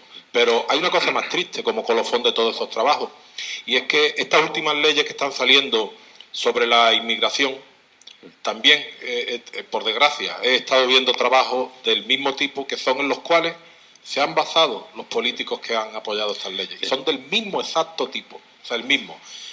Con lo cual el tema es bastante grave. Y curiosamente, como han dicho aquí al lado, pues es preocupante porque está transmitiéndose esa idea pseudocientífica. Es científico el planteamiento del análisis. Sí, pero las correlaciones ecológicas, sabemos los que trabajamos en investigación aplicando metodologías de ese tipo, que es muy delicada la elección del modelo. En España, en Estados Unidos hubo un gran escándalo con un libro que se llamaba La curva de Bell, de Herstein, que lo que decía es que no se debían, que la inteligencia dependía prácticamente de condicionamientos genéticos, y que los afroamericanos no tenían posibilidad de aprender y que por lo tanto era absurdo gastar dinero en planes de estudios dirigidos a los afroamericanos.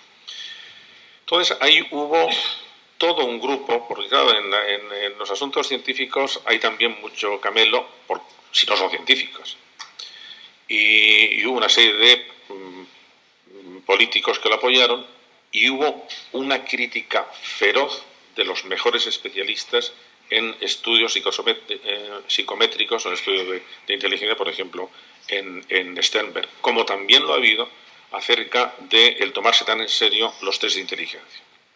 Los test de inteligencia, que son muy útiles para detectar retrasos fuertes, así como se aplican, este niño, le ponemos ahí, bueno, este niño parece que no, realmente no valen para nada. Y de hecho, Robert Sternberg, que ya te digo que ha sido durante mucho tiempo la mayor autoridad en test y en teoría de la inteligencia, dijo que él se pasó hasta los 13 o 14 años con la idea de que él era absolutamente tonto porque daba unos resultados en los test de inteligencia catastróficos. Hasta que ya una profesora, también hay una profesora de Salvo, le digo, oye, mira, no hagas caso porque lo que pasa es que tú te pones, ya tienes la idea de que vas a sacar mal en los test de inteligencia y acabas poniéndote en un estado de nervios que sacas mal en los test de inteligencia. De manera que hay que ser muy cautos con las mediciones, y en el caso ese que de Herstein, el de la curva de Bell, fue realmente feroz la crítica que le hicieron. Pero es que todas las mediciones educativas son complicadas. Por ejemplo, ¿qué pasa con los resultados de PISA? Hombre, los resultados de PISA que miden resultados en distintas áreas de conocimiento, pues dicen lo que dicen, que es que unos chicos, el porcentaje de chicos que lo hacen bien es tanto en cada país. El sistema educativo, eso ya es más complicado.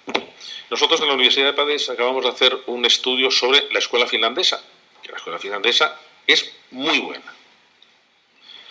Es muy buena, entre otras cosas, porque tienen algo de mucho sentido común, que también lo tiene, o por lo menos Obama está intentando hacerlo en la escuela americana, que es un lema sencillísimo: no child left behind, ningún niño se queda atrás. Porque si en el momento que se detecte que está quedando atrás, ese es el momento de intervenir. Porque si esperamos a ver el fracaso escolar cuando llega a sexto de la ESO, no tiene solución. Pero si se empieza a ver en primero de primaria y dices, no, es que este niño no se va a retrasar. Este niño no se retrasa. Entonces es mucho más pequeño. ¿De acuerdo? Yo estuve viéndolo con la consejera de Educación de la Embajada de Finlandia, y luego una de nuestras colaboradoras ha ido a ver las escuelas de Finlandia. Y ya la embajadora, la agregada de Educación, me dijo, estamos preocupados porque es verdad que la calidad académica de nuestras escuelas es fantástica. La profesión de maestro está muy valorada y no es que tenga un sueldo así muy espectacular. Pero además hacemos unas cosas. En las 15, el ingreso en las 15 facultades de pedagogía que hay, que se encargan de surtir a todos los maestros y a todos los profesores, a todos los docentes, tiene una nota de corte muy alta y la gente se queda fuera porque no hay plazas suficientes. Y segundo, a lo largo de toda la carrera hacemos todo lo posible para que los alumnos más brillantes se dediquen a la escuela primaria. En vez de decir, no, mira, lo tuyo es a ver si llegas a secundaria y mejor si llegas a universidad. No. Los mejores talentos pedagógicos que se vayan a primaria. Y eso nos ha funcionado bien. Pero hay algo que estamos haciendo mal.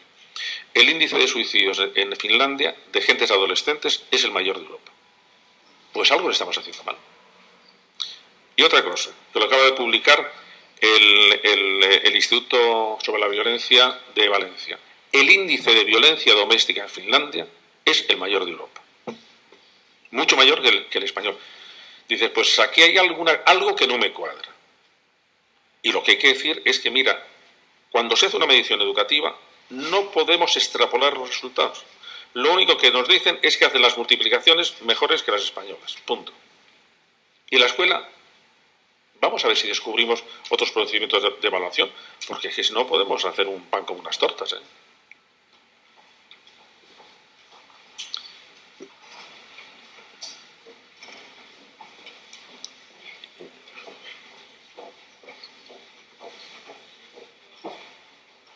Gracias. Sí, dos cosas brevísimas. Una, un comentario sobre las pruebas PISA que me parece muy interesante.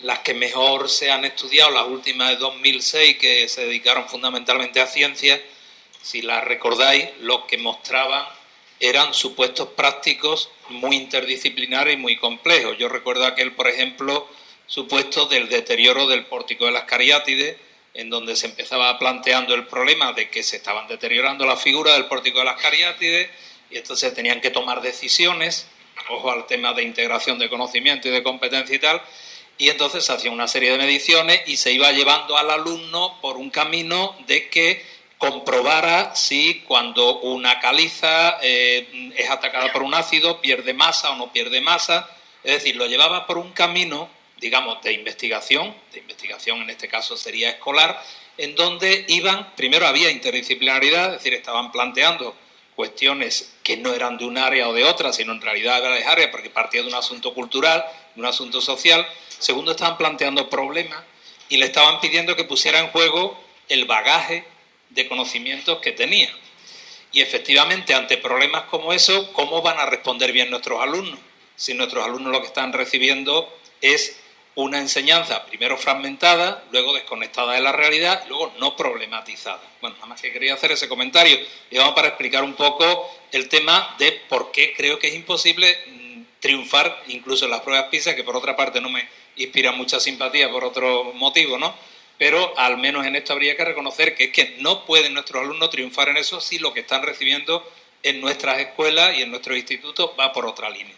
Y luego quería dejar en el aire un proyecto, una sugerencia, que es, cuando hemos estado hablando de la tribu y todo esto, yo creo que esto es un tema muy importante, es decir, aquí tiene que haber un pacto social, porque político no lo va a haber, tiene que haber un pacto social por la educación. Esto es un empeño común, tenemos que estar todos, pero es que se han roto los hilos de conexión del profesorado con la administración, del profesorado con la familia, del profesorado con el alumnado. Creo que sería muy interesante ver en qué momento se han roto y por qué. Es decir, que estudios que vayan, si se quiere, a la historia reciente, pero que en definitiva son estudios históricos, que podrían ver cómo en un momento clave se ha roto cuando, digamos, cuando se cierra el proceso legislativo de la LOCSE, ahí se produce una fractura grande de la administración con respecto al profesorado, de la cual no se ha recuperado todavía, ¿no?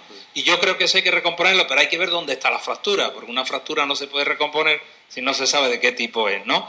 En un momento determinado en que estábamos, en los años 70 y 80, en aquel rollo, digamos, de la gestión democrática de los centros, la unión de profesorado y alumnado era grande por una serie de motivos. Pero ha llegado un momento en que hemos empezado a ver a los alumnos como enemigos y ellos han empezado a vernos como extraños. Hay que analizar dónde está la fractura, porque eso hay que recomponerlo, ¿no? En un momento determinado, cuando ha habido proyectos comunes, estaba recordando ahora del área de Madrid, el proyecto de Trabenco, por ejemplo, de trabajadores en comunidad, ¿no? que es un centro muy interesante porque empezó con padres y profesores conjuntamente y mantiene todavía ese proyecto. Cuando hay proyectos comunes es muy interesante, pero cuando empezamos a ver a los padres como enemigos y los padres empiezan a pedirle a los profesores responsabilidades por cosas que no tenemos por qué responder, ahí se produce una fractura. Entonces yo lo que quería simplemente dejar, no tengo soluciones lógicamente, pero sí es interesante, creo que empezamos a ver dónde están las fracturas, cómo se han generado y cómo podemos empezar una terapia sobre esa fractura, porque si no, no va a haber tribu. Fíjate, hay en Estados Unidos, todo esto que os he dicho podéis verlo en la Universidad de Padres. Tenemos un banco bibliográfico muy poderoso y muy útil porque son lo mejor que se está haciendo ahora, resumido capítulo por capítulo, de manera que es muy fácil de hacer. Está teniendo muchísimo éxito unas iniciativas que se llaman Movimiento para el Desarrollo de los Adolescentes, que es un poco la misma idea de la tribu, pero todavía en un dominio más estrecho, casi por barrios. Entonces, es un grupo de los centros de un barrio, los padres de un barrio y las autoridades municipales de un barrio se unen para hacerlo así, para intentar resolver un problema educativo. Con una ayuda que en este caso en España la está poniendo en práctica la Fundación Bertelsmann, que es ayudar a constituir pequeñas fundaciones educativas que no tengan nada más que la circunscripción de un barrio. Es decir, es la fundación educativa del barrio de no sé qué para la mejora de la escuela. Y entonces, con el apoyo, digamos organizativo de la fundación, las personas interesadas en mejorar la educación para ese barrio, que algunas veces son barrios muy conflictivos, se unen y empiezan a hacer cosas a nivel del barrio. Yo creo que ese tipo de iniciativas nos permitirían volver a hacer una urdimbre educativa que es verdad que se ha perdido, y que tendría muy buenos resultados, porque la influencia educativa de los barrios es absolutamente colosal y eso tenemos además documentación muy seria sobre el asunto. Es ese tipo de iniciativas que yo creo que deberíamos animar. Bueno, me dicen que hay que cortar. Bueno, cortamos ya definitivamente, ya no hay, esta tarde no hay nada, pero bueno, muchas gracias por asistir, por estar con nosotros y además por haber apoyado este seminario que esperamos repetir el año que viene con otro tema, pero que también contar con vosotros. Gracias.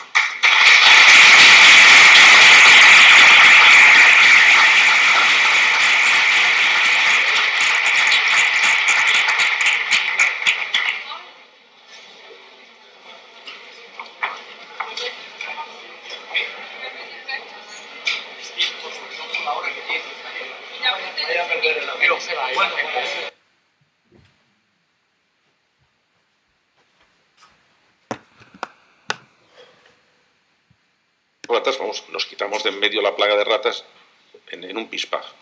Y para motivar al chino a que matara ratas, quien se presentaba con un cadáver de rata en la comisaría, se le daba una propinilla.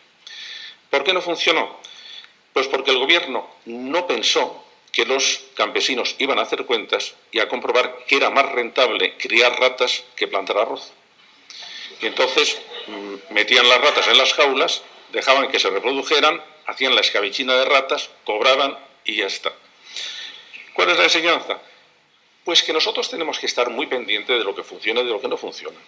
Porque la teoría no nos asegura en absoluto que vaya a funcionar en la práctica. Por ejemplo, en teoría era muy buena la integración de las personas con alguna discapacidad dentro del sistema educativo estándar. Bueno, ahora sabemos que ha funcionado bien en los cursos de primaria y no funciona en los cursos de secundaria.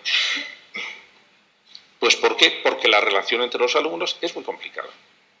Y sí es verdad que la integración en los primeros cursos era muy buena y evitaba discriminaciones aceleradas, pero después para que el niño progrese tiene que tener una discriminación positiva. Ese niño necesita otro tipo de cosas. Bueno, pues lo aprendimos de la práctica porque no podíamos aprenderla de otra cosa. Yo a estas alturas de mi vida, en que Ana ha sido muy amable, yo no soy catedrático en excedencia, soy catedrático jubilado, que es otro asunto, pero vamos, te lo agradezco mucho, la gentileza. Ahora tengo que elegir los temas a los que me voy a dedicar. He tratado en mis libros de muchas cosas, he tratado sobre la inteligencia, sobre los mecanismos de la creatividad, sobre el lenguaje, sobre la voluntad, tema verdaderamente importante para la educación, sobre por qué hemos perdido el concepto de autoridad, sobre los sentimientos, sobre la religión. Y al final creo que la gran creación de la filosofía, bueno, lo que yo estoy intentando es hacer una teoría de la inteligencia que empezase en la neurología.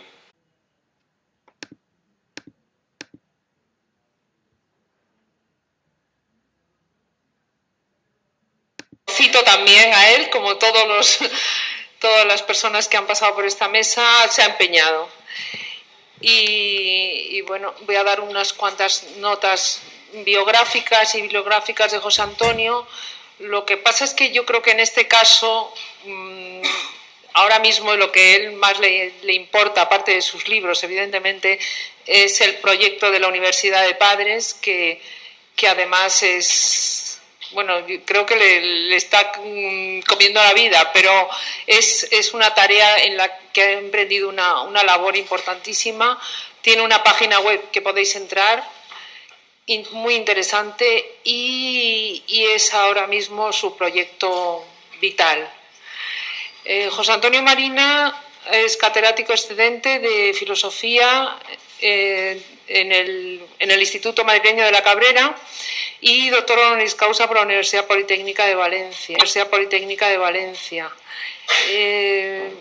Es una de las personas que además contribuyó en otro sello editorial que no es del Grupo Planeta, pero contribuyó muy importantemente a divulgar la filosofía.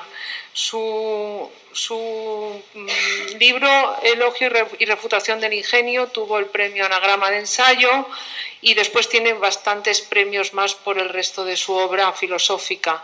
Y después tiene la otra faceta de educador, en el que también tiene una cantidad de obras importantes y un proyecto que afortunadamente publicará en la editorial Ariel basándose en la experiencia de la Universidad de Padres sobre educación. Yo quiero resaltar en él también otro proyecto importante que tiene aquí en Andalucía, que es el Observatorio de la Lectura. Él lo preside los estudios que hacen y como todo va relacionado, pues en realidad lo que ellos observan del panorama de la lectura en Andalucía tiene mucho que ver con la educación. El título que nos dio de su conferencia se llama La educación del talento, pero bueno, venís a oír a José Antonio, tienes la palabra. Gracias, Ana, por la presentación. A mí me encanta hablar con profesores, para empezar diciendo que yo soy un optimista educativo, porque además creo que hay dos situaciones vitales en que tienen que ser estructuralmente optimistas, que es la situación de padre y la situación de docente, porque si no somos optimistas, mejor que nos dediquemos a otra cosa. Y casi todo lo que yo he aprendido sobre educación lo he aprendido de animales, y no es porque haya tenido profesores animales en la facultad, porque yo llegué a la pedagogía por otro lado, sino por tres anécdotas. La primera es una anécdota, recuerdo de un profesor de pedagogía americano, entró y dijo a sus alumnos: miren ustedes, he dedicado este verano a enseñar a hablar a mi perro. Está ahí fuera, entonces si ustedes quieren, le digo que pase y que les haga una demostración. Los alumnos aplaudieron con entusiasmo, entonces el profesor salió, introdujo al perro, el perro se sentó delante del estrado. Pasaron 5 minutos, el perro no dijo nada. Pasaron 10 minutos, el perro no dijo nada. Y ya un alumno se levantó y dijo: señor profesor, su perro no habla. Y el profesor dijo: bueno, esto les va a servir mucho para su profesión. Yo he dicho que he enseñado a hablar a mi perro, no que mi perro haya aprendido. Bueno, tenía razón antes Francisco al decir: el aprendizaje se da siempre por parte del alumno. Eso es siempre en primera persona. En último término, el acto de aprender es un acto personal e intransferible. Aprende el alumno y si no, pues no podemos hacer nada. El segundo ejemplo era de un caballo. En los años 20 apareció en Berlín un tal profesor von Osten, de probabilidad de que aprendan lo que nosotros queremos que aprendan. Pero que se trata solo de cuestión de probabilidad. ¿Por qué? Y con esto contesto algo que ha dicho antes el profesor Delgado. Porque la situación de aprendizaje, entre otras cosas por ser cuestiones de personas, es de tal complejidad de factores que en el momento que para hacer una prueba rigurosamente exacta aislamos solo un factor, estamos de alguna manera falseando ya el fenómeno. De manera que los estudios que hay experimentales sobre procedimientos educativos funcionan siempre que no sean muy ambiciosos, siempre que sean sobre funciones muy concretas que se puedan medir, que se puedan aislar con facilidad. Los terceros animales que me enseñaron pedagogía iban ya por otro lado. Nosotros lo que desarrollamos es el talento práctico, que es la gran inteligencia. ¿Cuál es la diferencia entre talento práctico y talento teórico? El talento teórico resuelve problemas teóricos y los problemas teóricos se resuelven cuando conozco la solución. En cambio, los problemas prácticos no se resuelven cuando conozco la solución, sino cuando la pongo en práctica, que suele ser complicado. ¿Por qué? Porque en el momento de ponerlo en práctica, las ideas solo no funcionan. Funciona la situación, funcionan los deseos, funcionan los miedos, los del profesor, los del no profesor, las expectativas, el pesimismo, el optimismo, el aburrimiento. Y entonces en toda esa maraña situacional, hombre, si tenemos suerte hacemos un clarito a ver si puede haber transmisión o construcción o lo que sea de conceptos y de ideas, porque una clase es una situación de alto contenido emocional por las dos partes, por parte del profesor y por parte del alumno. Y entonces lo que en teoría parece que iba a funcionar, a lo mejor en la práctica no funciona. Y ese es el ejemplo que yo pongo a mis alumnos. En los años 50 del siglo pasado hubo en China una plaga de ratas que se comía las cosechas de arroz. Entonces el gobierno, que no tenía dinero para una campaña sistemática de desratización, se le ocurrió una idea teóricamente magnífica.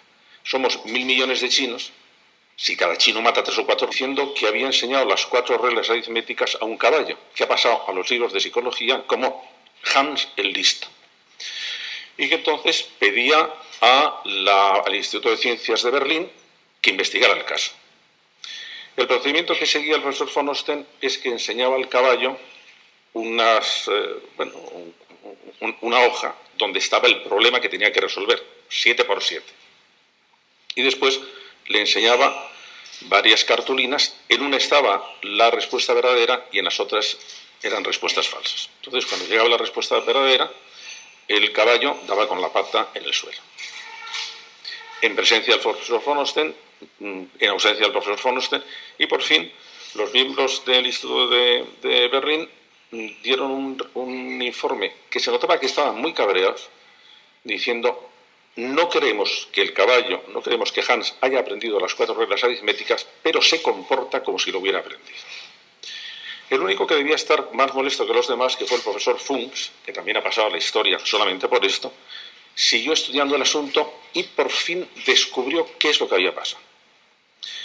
Porque en un momento en que durante la prueba él estaba enseñando a Hans las cartulinas con las soluciones sin saber si le estaba dando la solución buena o la solución mala, entonces Hans no dio pata con bola, se desconcertó, se puso nerviosísimo, y entonces el profesor Funks descubrió que es verdad que había aprendido algo, no a sumar, a restar y a multiplicar, sino a percibir algo que hacía, o algún olor, porque es o alguna actitud o algún embaramiento que hacía el experimentador cuando le estaba dando la solución verdadera. Entonces, cuando veía eso, no sabía qué era, daba con la pata, le daban un poco de azúcar y ya está. ¿Por qué esto me pareció a mí interesante como principio pedagógico? Pues porque con nuestros alumnos nos pasa un poco lo que le pasaba a Hans el Listo. Nuestros alumnos están aprendiendo siempre algo, pero no sabemos qué. Y entonces toda nuestra sabiduría pedagógica es intentar aumentar la